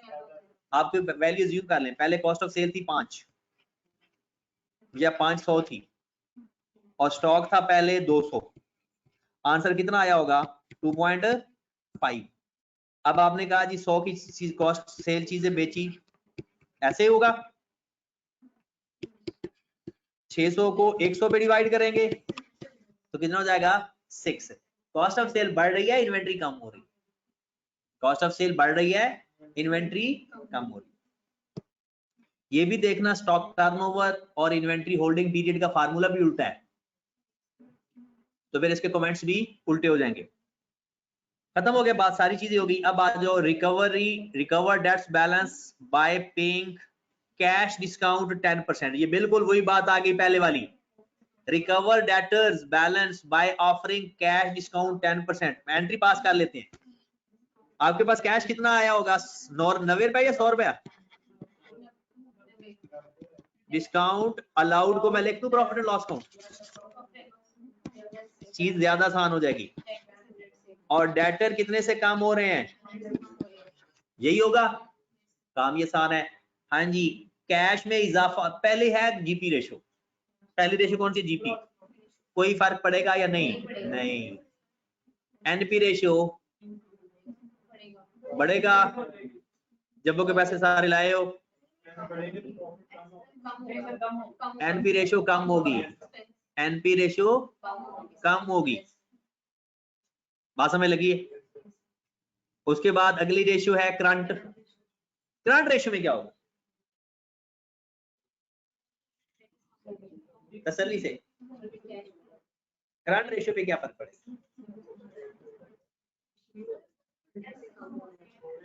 कम हो रहे हैं तो कम होगा, एसेट कम हो रहे हैं ना, तो न्यूमिनेटर कम हो रहा है, तो करंट रेशियो पहले से कम हो जाएगी। उसके बाद उसने कहा स्टॉक टर्नओवर, स्टॉक टर्नओवर पे कोई फर्क नहीं पड़ेगा। फिर है क्विक रेशियो, स्टॉक के अलावा तो क्विक रेशियो और करंट रेशियो सेम इफेक्ट होते हैं, तो इसमें स्टॉक ही नजर आया, तो इसका मतलब है क्विक रेशियो भी पहले से कम होगी, क्योंकि कैश माइनस होगा 90 से, सॉरी कैश प्लस होगा 90 से, माइनस होगा 100 से, क्विक रेशियो भी कम होगी। Return on non current asset बढ़ेगा या कम होगा, इंक्रीज हो जाएगा। नॉन करंट एसेट है तो नॉन करंट एसेट इसमें कोई है ही नहीं, कम होगा, प्रॉफिट कम हो रहा है, प्रॉफिट। अच्छा, रिटर्न ऑन टोटल एसेट होता तो फिर हम इन डेटर और उसको भी देखते हैं। डन, घर में बैठे लोगों को पता चल रहा है जी। चौथा पॉइंट,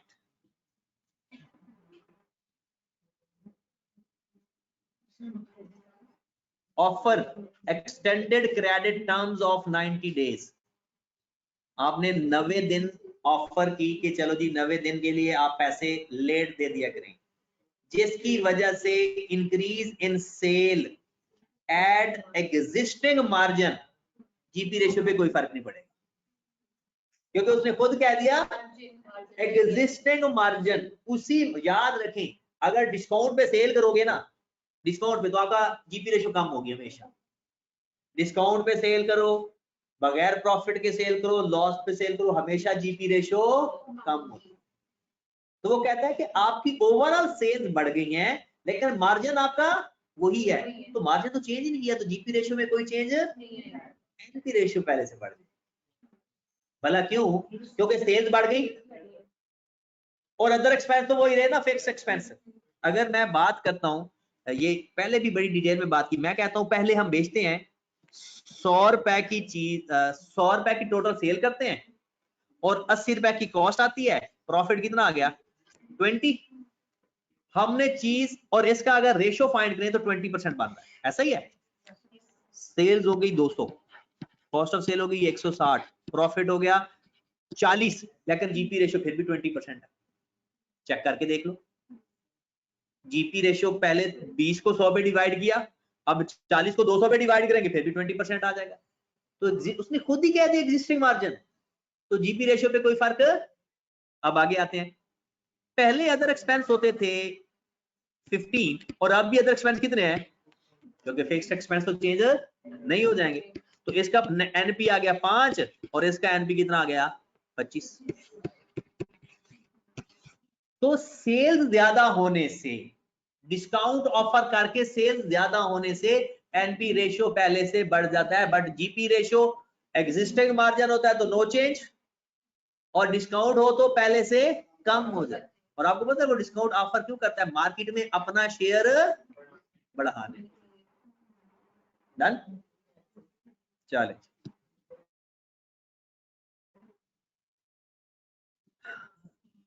तो जनाब आ जाए फिर, आपकी सेल्स बढ़ गई है, जीपी रेशियो भी कम हो गया, सॉरी जीपी रेशियो चेंज नहीं होगा, एनपी रेशियो, करंट रेशियो बढ़ जाएगी। वजह क्योंकि कैश या डेटर ज्यादा अमाउंट से ऐड हो रहे होंगे, स्टॉक कम अमाउंट से कम, तो ये पहले से, और क्विक रेशियो तो सीधा सीधे पहले से ज्यादा हो जाएगी।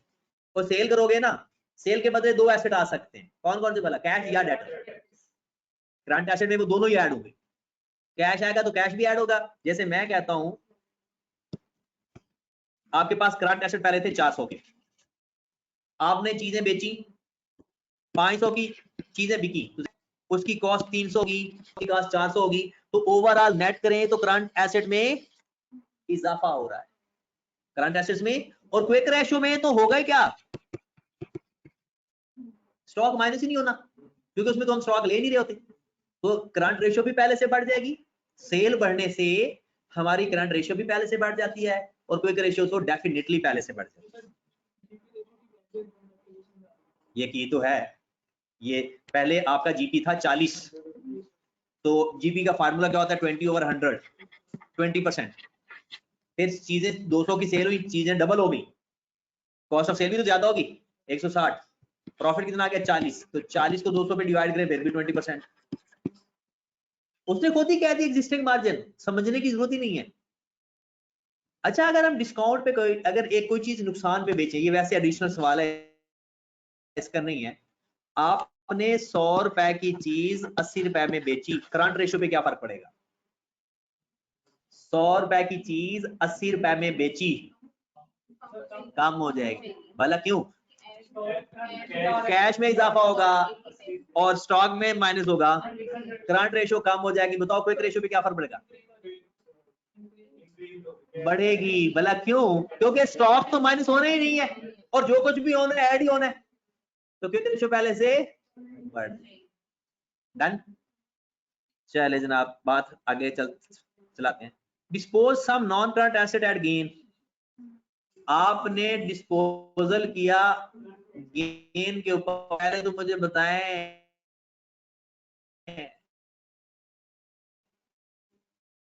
जीपी रेशियो पे क्या फर्क पड़ेगा? No effect,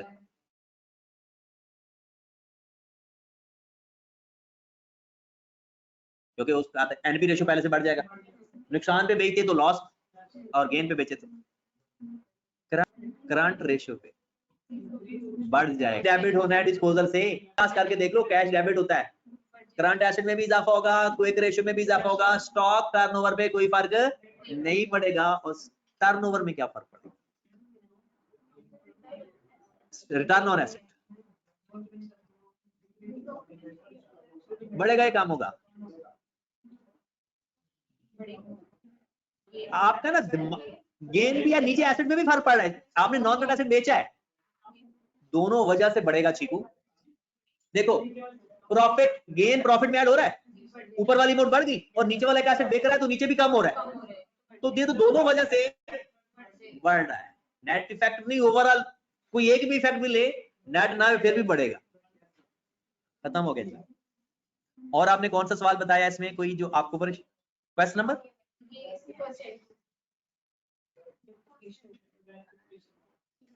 rectification.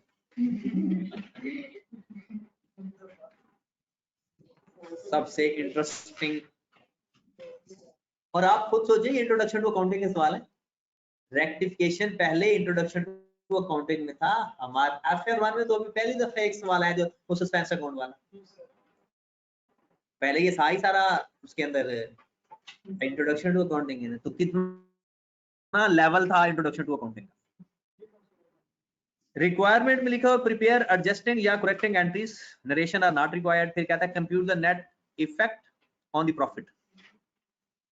ये उसने हर एडजस्टमेंट को अलग अलग करके किया है।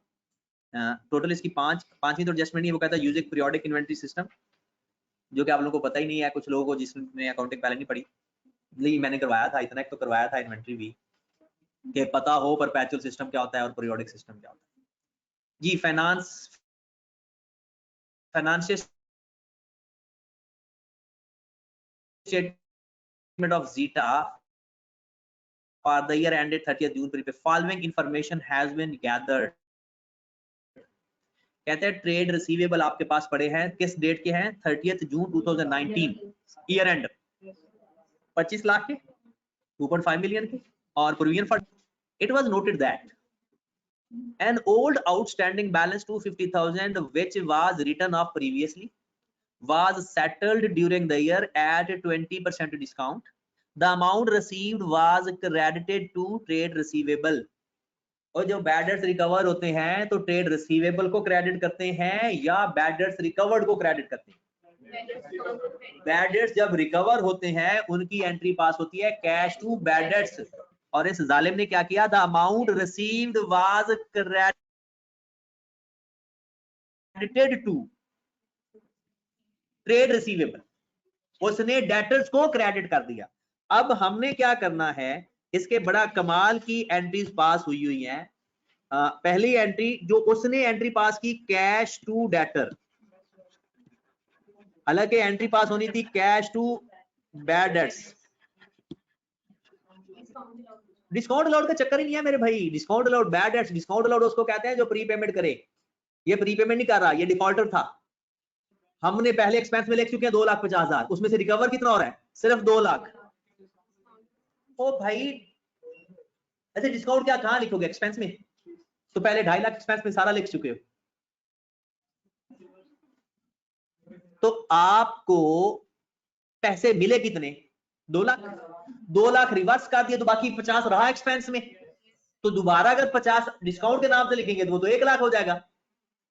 ये बैड डेट्स रिकवर हुए हैं, ठीक है, 80% उसने दे दिया, बाकी पहले डूब चुके थे वो आपने पहले डुबोए हुए हैं। आपने 2,50,000 पहले एक्सपेंस लिखा हुआ है, उसमें से तो शुक्र करो 2 लाख मिल गया आपको। तो आपने एंट्री सिर्फ बैड डेट्स रिकवर की एंट्री पास करनी है। और डिस्काउंट अलाउड का ताल्लुक डेटर के साथ होता है, जब डेटर जल्दी पैसे दे देता है। ये जल्दी वाला नहीं है, ये खौफ खुदाई वाला है। एंट्री पास उसने कर दी 2 लाख से, और एंट्री पास करनी कितने से चाहिए थी? इस अमाउंट सेम है, गलत कर दी। क्या करेंगे? सही करने के लिए कैश तो ओके है, डेटर को वापस और बैड डेट्स। ये है जनाब हमारी रेक्टिफाइंग एंट्री। तो मुझे बताओ प्रॉफिट में कोई चीज इंपैक्ट कर रही है? बैड डेट्स क्रेडिट हो रहे हैं, प्रॉफिट में प्लस हो गए माइनस प्लस होंगे। और वैसे भी क्रेडिट साइड देख लो। एक चीज और भी है, वो बाद में बताता हूं। Provision for bad dates, provision किसके ऊपर लिखी होगी? डेटर के ऊपर, और डेटर तो गलत थे। इसका मतलब है वो प्रोविजन भी ली गई गलत है। तो पहले हम सारी चीजें ठीक कर ले, फिर प्रोविजन का इकट्ठा हिसाब किताब कर लेते हैं। जी जनाब, purchase return amounting 5 lakh was mistakenly debited to trade receivable. लो जी जुल्म देखो, परचेज रिटर्न की एंट्री क्या पास होती है? Creditor to purchase return. उसने किसको डेबिट कर दिया? और डेबिट करना था ट्रेड पेएबल को, अकाउंट पेएबल को। उसने किसको डेबिट कर दिया? रिसीवेबल को। सही करने के लिए क्या करोगे? अकाउंट जिसको डेबिट करना था उसको डेबिट करेंगे, और जिसको गलत डेबिट किया उसको वापस रिवर्स कर देंगे 5 लाख से। ये रेक्टिफाइंग एंट्री डायरेक्ट पास हो गई। और परचेज रिटर्न के केस में किसको डेबिट करते हैं? अकाउंट पेएबल को। उसने किसको किया हुआ है? और डेटर को रिवर्स कर दिया, अकाउंट पेएबल को डेबिट कर दिया। हाँ, परचेज रिटर्न के बारे में उसने कुछ नहीं कहा। जब वो कहता है ना फलां चीज को डेबिट कर दिया या क्रेडिट कर दिया, इसका मतलब है वही चीज गलत है बस।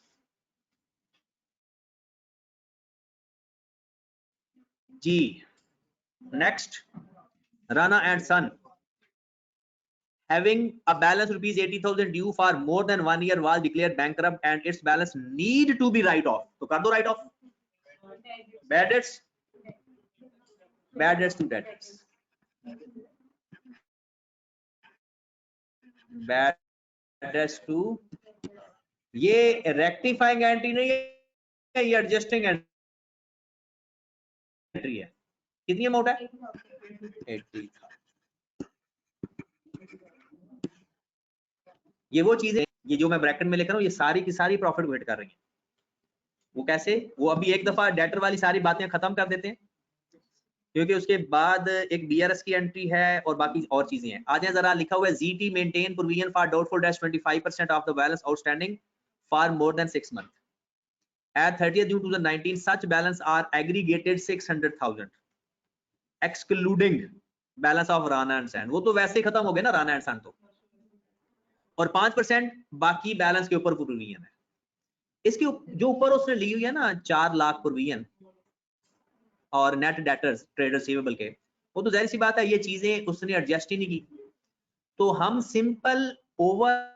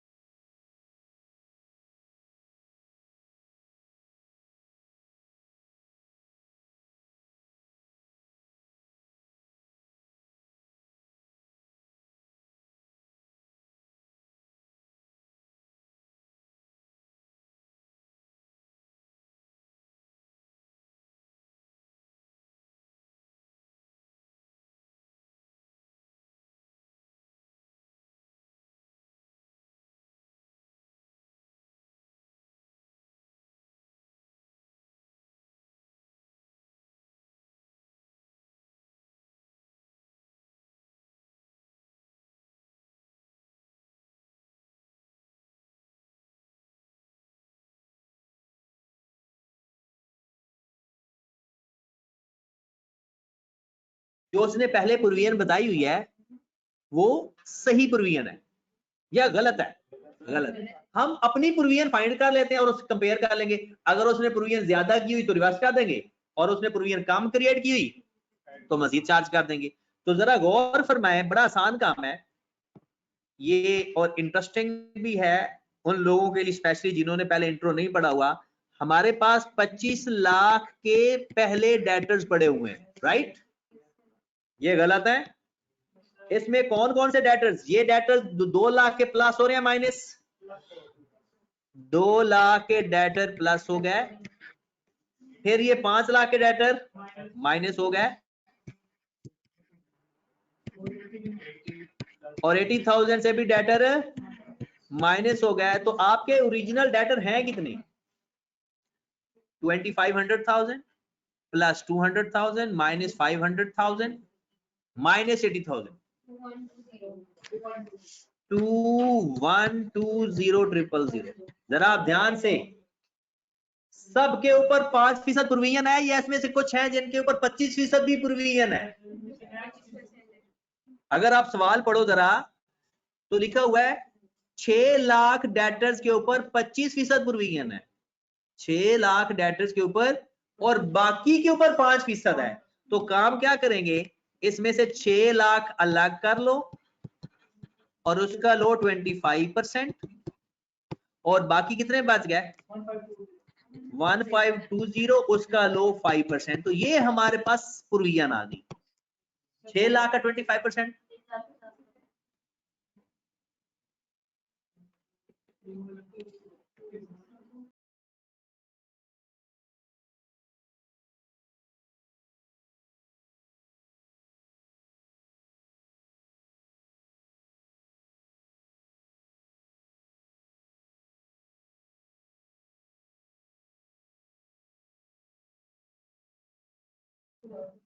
हाँ जी, 6, अच्छा ये 2,21,20,000 ये समय लग गई है। अच्छा आपके पास तो पहले चुप करके बैठ रहे हो, ये 25 लाख आपके पास पहले डेटर्स थे बिफोर रेक्टिफिकेशन। आफ्टर रेक्टिफिकेशन 2500,000 में से ये 2 लाख प्लस हो गए, ये 5 लाख माइनस हो गए, और ये 80,000 भी, बाकी कितने बच गए 2120। अब वो कहता है कि इसमें से 6 लाख डेटर्स के ऊपर 25% प्रोविजन है और बाकियों की 5% है। ये सवाल के अंदर उसने बताया। कुछ लोगों को तो पता होता है कि एक स्पेसिफिक प्रोविजन होती है और एक जनरल प्रोविजन होती है, और ये स्पेसिफिक वो होती है जो बताई हो, वरना हमेशा जनरल होती है।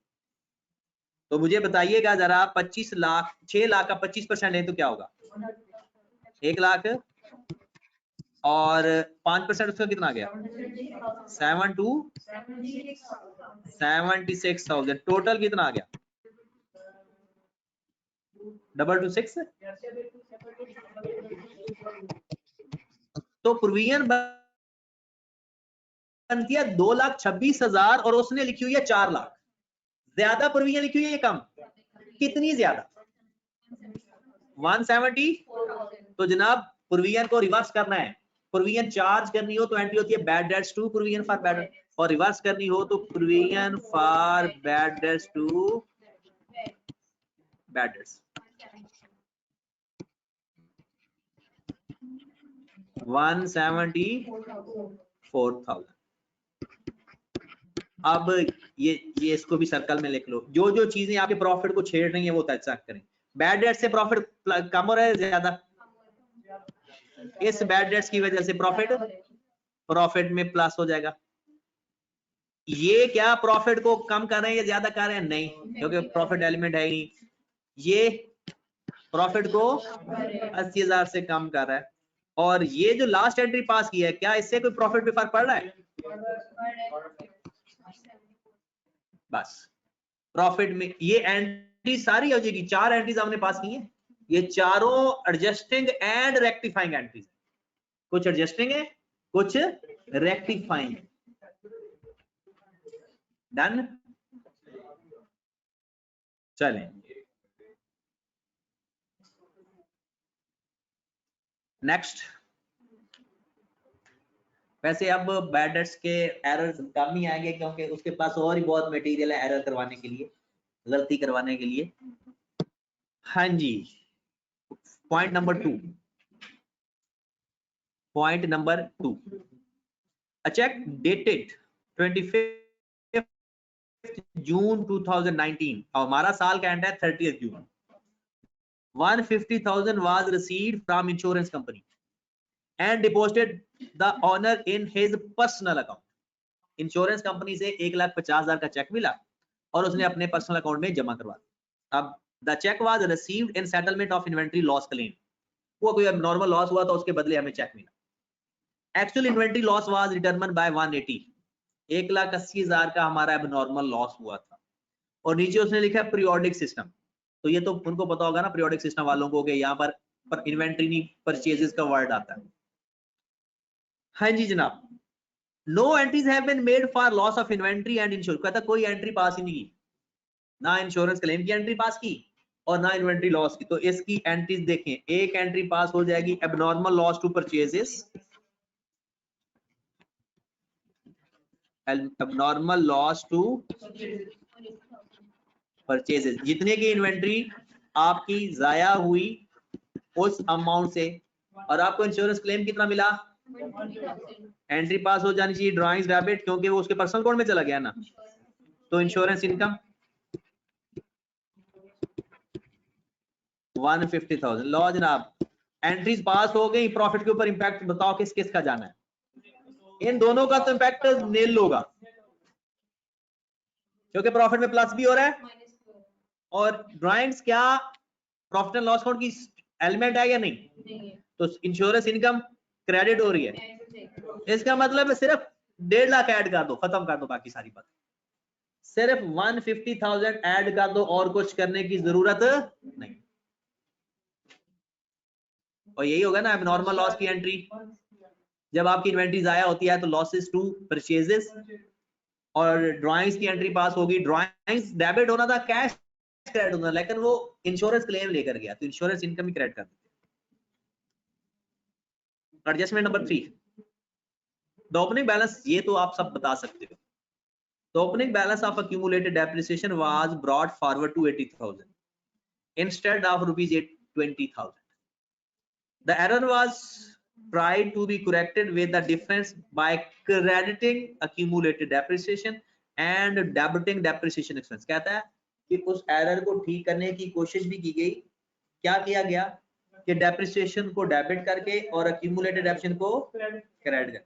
आप मुझे बताएं, पहले आपने जो opening balance of accumulated depreciation है उसको 2,80,000 से गलत लिखा, नीचे उसने रेट ऑफ डेप्रिसिएशन बताया कहीं? चल, आपने डेप्रिसिएशन कम लिखी है ज्यादा? कम लिखी है, तो ज्यादा लिखेंगे तो क्या एंट्री पास करेंगे? डेप्रिसिएशन टू accumulated depreciation या सस्पेंस टू accumulated depreciation? ओ भाई, आपने ब्रॉड और गलत लिखा, तो इसका डेप्रिसिएशन का क्या कसूर है? सस्पेंस टू accumulated depreciation, लेकिन उसने किसको डेबिट किया? डेप्रिसिएशन टू accumulated depreciation, उसने डेप्रिसिएशन को डेबिट कर दिया। अब डेप्रिसिएशन को कर देंगे क्रेडिट और सस्पेंस अकाउंट को कर देंगे डेबिट, क्योंकि accumulated तो ठीक हो चुका है, उसने गलती भी ठीक कर दी है, ये ना टेंशन ले। लेकिन गलती कैसे ठीक की उसने कहा, और वैसे आप भी यही कहना चाह रहे थे और आप भी कहेंगे गलती क्या है इसमें? डेप्रिसिएशन होता है फॉर द ईयर एक्सपेंस, तो क्या जब आप एक ब्रॉड ऑन गलत लिखो तो क्या फॉर द ईयर एक्सपेंस भी चेंज हो जाएगा? नहीं, वो तो सिर्फ ब्रॉड ऑन का गलत, यानी कोई कैरी डाउन या ब्रॉड ऑन गलत करो तो सस्पेंस अकाउंट के साथ हमेशा ठीक होता है। तो उसने एंट्री पास कर दी, जो भी डिफरेंस था, हालांकि एंट्री पास होनी चाहिए थी सस्पेंस टू accumulated depreciation, तो ये तो ओके है। डेबिट करना था सस्पेंस अकाउंट को, उसने कर दिया डेप्रिसिएशन। अब सही करने के लिए क्या करेंगे? सस्पेंस अकाउंट डेबिट, जो भी डिफरेंस आएगा 5। तो आप मुझे बताएं प्रॉफिट पे कोई फर्क पड़ा है या नहीं? डेप्रिसिएशन से प्रॉफिट कम हो रहा है या ज्यादा? डेप्रिसिएशन ज्यादा होता है, क्रेडिट हो रही है, क्योंकि उसने गलती से डेप्रिसिएशन ज्यादा चार्ज कर दी थी करेक्ट करने के चक्करों में, तो कम करते। डन होगी बात जी। Goods inventory amounting to rupees 350,000 received from a supplier on 30th June was included in the year-end inventory count but recorded in purchases। Purchase के अंदर रिकॉर्ड नहीं किया हुआ, तो अब कर लेते हैं। परचेज रिकॉर्ड नहीं की, स्टॉक आ गया हमारे पास है, लेकिन इनवॉइस ना होने की वजह से परचेज रिकॉर्ड, तो हमें स्टॉक मिल जाए तो हम परचेज की एंट्री हमें चाहे पास कर लेनी चाहिए, चाहे इनवॉइस मिले या नहीं। तो क्या एंट्री पास होगी? Purchases to account. प्रॉफिट को कुछ फर्क पड़ेगा इससे? 3,50,000 प्रॉफिट को कोई इम्पैक्ट होगा? कम होगा ज्यादा? कम होगा, क्योंकि परचेज डेबिट में है। Last third party stock 5 lakh lying on the GT premises has been included in the year inventory. वो किसी और का स्टॉक था, हमने लिख दिया। याद रखें जब भी क्लोजिंग स्टॉक में कोई फर्क आएगा तो आप ना कॉस्ट ऑफ सेल के साथ ही किया। क्लोजिंग स्टॉक कम करना ज्यादा, किसी और का स्टॉक हमने अपने स्टॉक में काउंट किया तो आप कम करेंगे। Cost of sale debit, inventory credit, suspense कहां गया? स्टॉक कम करना है आपने। पीरियोडिक सिस्टम में परचेजेस, जब स्टॉक ठीक करना हो तो स्टॉक ही आता होता है। परचेजेस तो होता है ना जब चीज खरीदते वक्त कोई गलती करें, बेचते वक्त कोई गलती करें, यहाँ पर स्टॉक ही आता होता है। क्लोजिंग स्टॉक गलत किया आपने तो आप स्टॉक लिखो, क्लोजिंग स्टॉक लिख सकते हो। कितना? 5। प्रॉफिट को कम करा ज्यादा, प्रॉफिट को कम। कॉस्ट ऑफ सेल डेबिट हो रही है ना। इन्वेंट्री एसओसी की आइटम नहीं होती, एक्चुअल में कॉस्ट ऑफ सेल होती है। वैसे भी इन्वेंट्री कम हो तो प्रॉफिट कम हो जाता है, प्रॉफिट कम हो तो प्रॉफिट क्रेडिट हो रहा है ना जी। और बताएं टेस्ट नंबर 5 की कोई चीज डन है? चलें जी, आज फिर अब तो टेस्ट भी 2 हो गया ना। अर्निंग पर शेयर का बता दे, उसमें तो सारे इंडिपेंडेंट केस करके करने थे, बारी बारी ऐसे आगे बढ़ते जाएंगे। हर दफा एक ईपीएस फाइंड करके फिर अगला स्टेप ईपीएस, फिर अगला स्टेप ईपीएस, ऐसे करके जाना। क्यों? क्वेश्चन नंबर 4 अच्छा देख लेते हैं।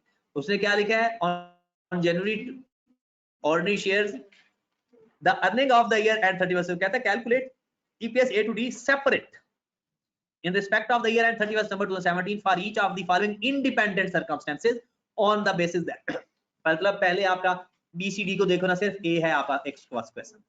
कहता है there is no change, तो हमारा EPS क्या आएगा? 5950 डिवाइड बाय 10 मिलियन। डन, खत्म हो गया ये सवाल। अब ये सवाल है ही नहीं। बी पार्ट वो कहता है कि 1 अक्टूबर को आपने बोनस शेयर इशू किए, वेटेड एवरेज निकालेंगे और अर्निंग तो वही है, वेटेड एवरेज चेंज होता जाएगा। पहले नंबर ऑफ शेयर्स कितने थे? 10 मिलियन मल्टीप्लाइड बाय 10 या 9? 1 अक्टूबर है। 9 बाय 12 मल्टीप्लाइड बाय रेशियो कितनी है? 5 बाय 9 9 3 7 5 000। उसके बाद आपने जो शेयर इशू किए हैं वो कितने हैं? तो 10 मिलियन में 125 00 और इसके 10 मिलियन में भी आगे लिख लो, तो ये टोटल शेयर कितने आ गए? मल्टीप्लाइड बाय 3 बाय 12 कितना आ गया?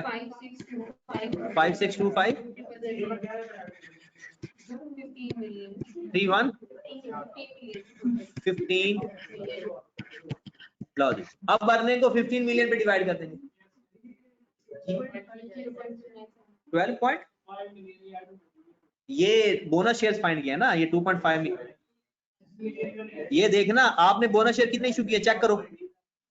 The company made a bonus issue for every 4 share issue to 1 ordinary shares। कहते हैं 1 ordinary shares के लिए हर 4 पे डिवाइड कर दो। कहते हैं कि 1 ordinary share for every 4 issue in bonus, 1 पे डिवाइड करके 4 से मल्टीप्लाई किया।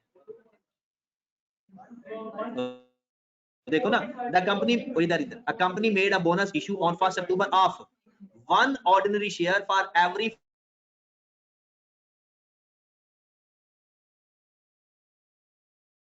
4 शेयर, 4 पे डिवाइड करेंगे।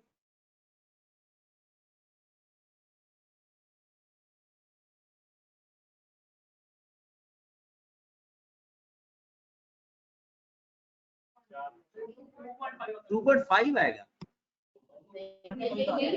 और 10 मिलियन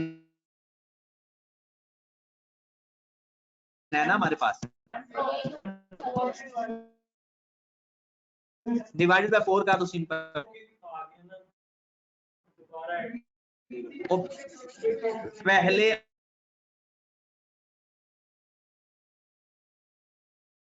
आप 10 मिलियन को 4 पे डिवाइड करो, कितना आंसर आ रहा है? 2.5 मिलियन आएगा ना। 12.5 ये कितना आ गया?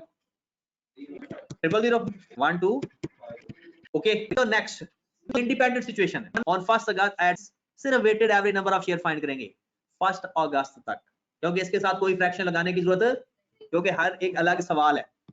तो सिंपल क्या करेंगे, 10 मिलियन हमारे पास पहले नंबर ऑफ शेयर है, मल्टीप्लाइड बाय टाइम कितना है? 7/12 कितना आ गया?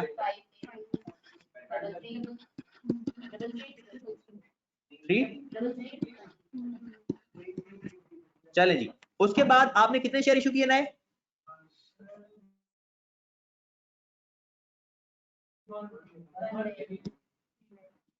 दस के बदले 1, तो 1 मिलियन आ गया। 11 मिलियन मल्टीप्लाई बाय 5/12, कोई फ्रैक्शन नहीं, यानी कितना? 4 5 8 3। लो जी आंसर आ गया 1041। डिवाइड करेंगे ईपीएस आ जाएगा। And last the company made a right issue, fraction भी लगेगी, प्रोपोर्शन फॉर 1 फॉर एवरी 3। किस रेट पे ऊपर? 3 रुपए पे ऊपर, और प्राइस क्या चल रही थी? 4 रुपए। लो जनाब, इशू पर पहले राइट इशू डिफाइन कर लें। Right issue fraction, market price कितनी है? 4 divided by 1 multiplied by 3 plus 3 multiplied by 4 over 1 plus, तो ये चीजें पता है ना, मैं डायरेक्ट ही जा रहा हूँ। हाँ जी कितना? 3.75 ओवर क्या गया? 16/15। 10 मिलियन मल्टीप्लाइड बाय दिन के टाइम 9/12 मल्टीप्लाइड बाय 16 ओवर 50 18 80,000, सिर्फ 80,000। 8 मिलियन।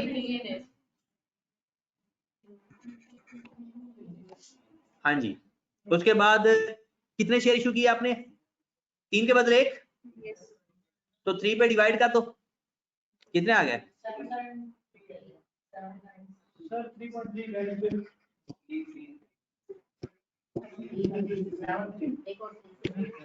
मल्टीप्लाई 3/12, क्या आप भी फ्रैक्शन मल्टीप्लाई होगी? कितना आ गया? ऐड करेंगे पहले, add 1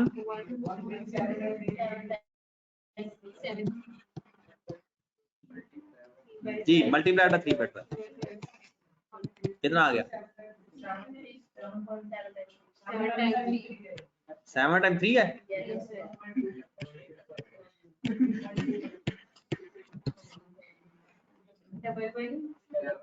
double 1 number of share को डिवाइड कर देंगे आंसर से। चले ओके, फिर wait for the test number 6। Sir ये लास्ट में क्या कह रहे हैं आखिरी क्वेश्चन में? है जो मर्जी प्रैक्टिस करो, सर्कल सर मॉक ये है। आखिरी हाँ जी बिल्कुल क्वेश्चन मॉक है। सबने 9 बजे पूरे पहुंचना है ताकि टाइम प्रैक्टिस भी हो जाए। एग्जैक्ट 9 बजे मॉक स्टार्ट कर देंगे।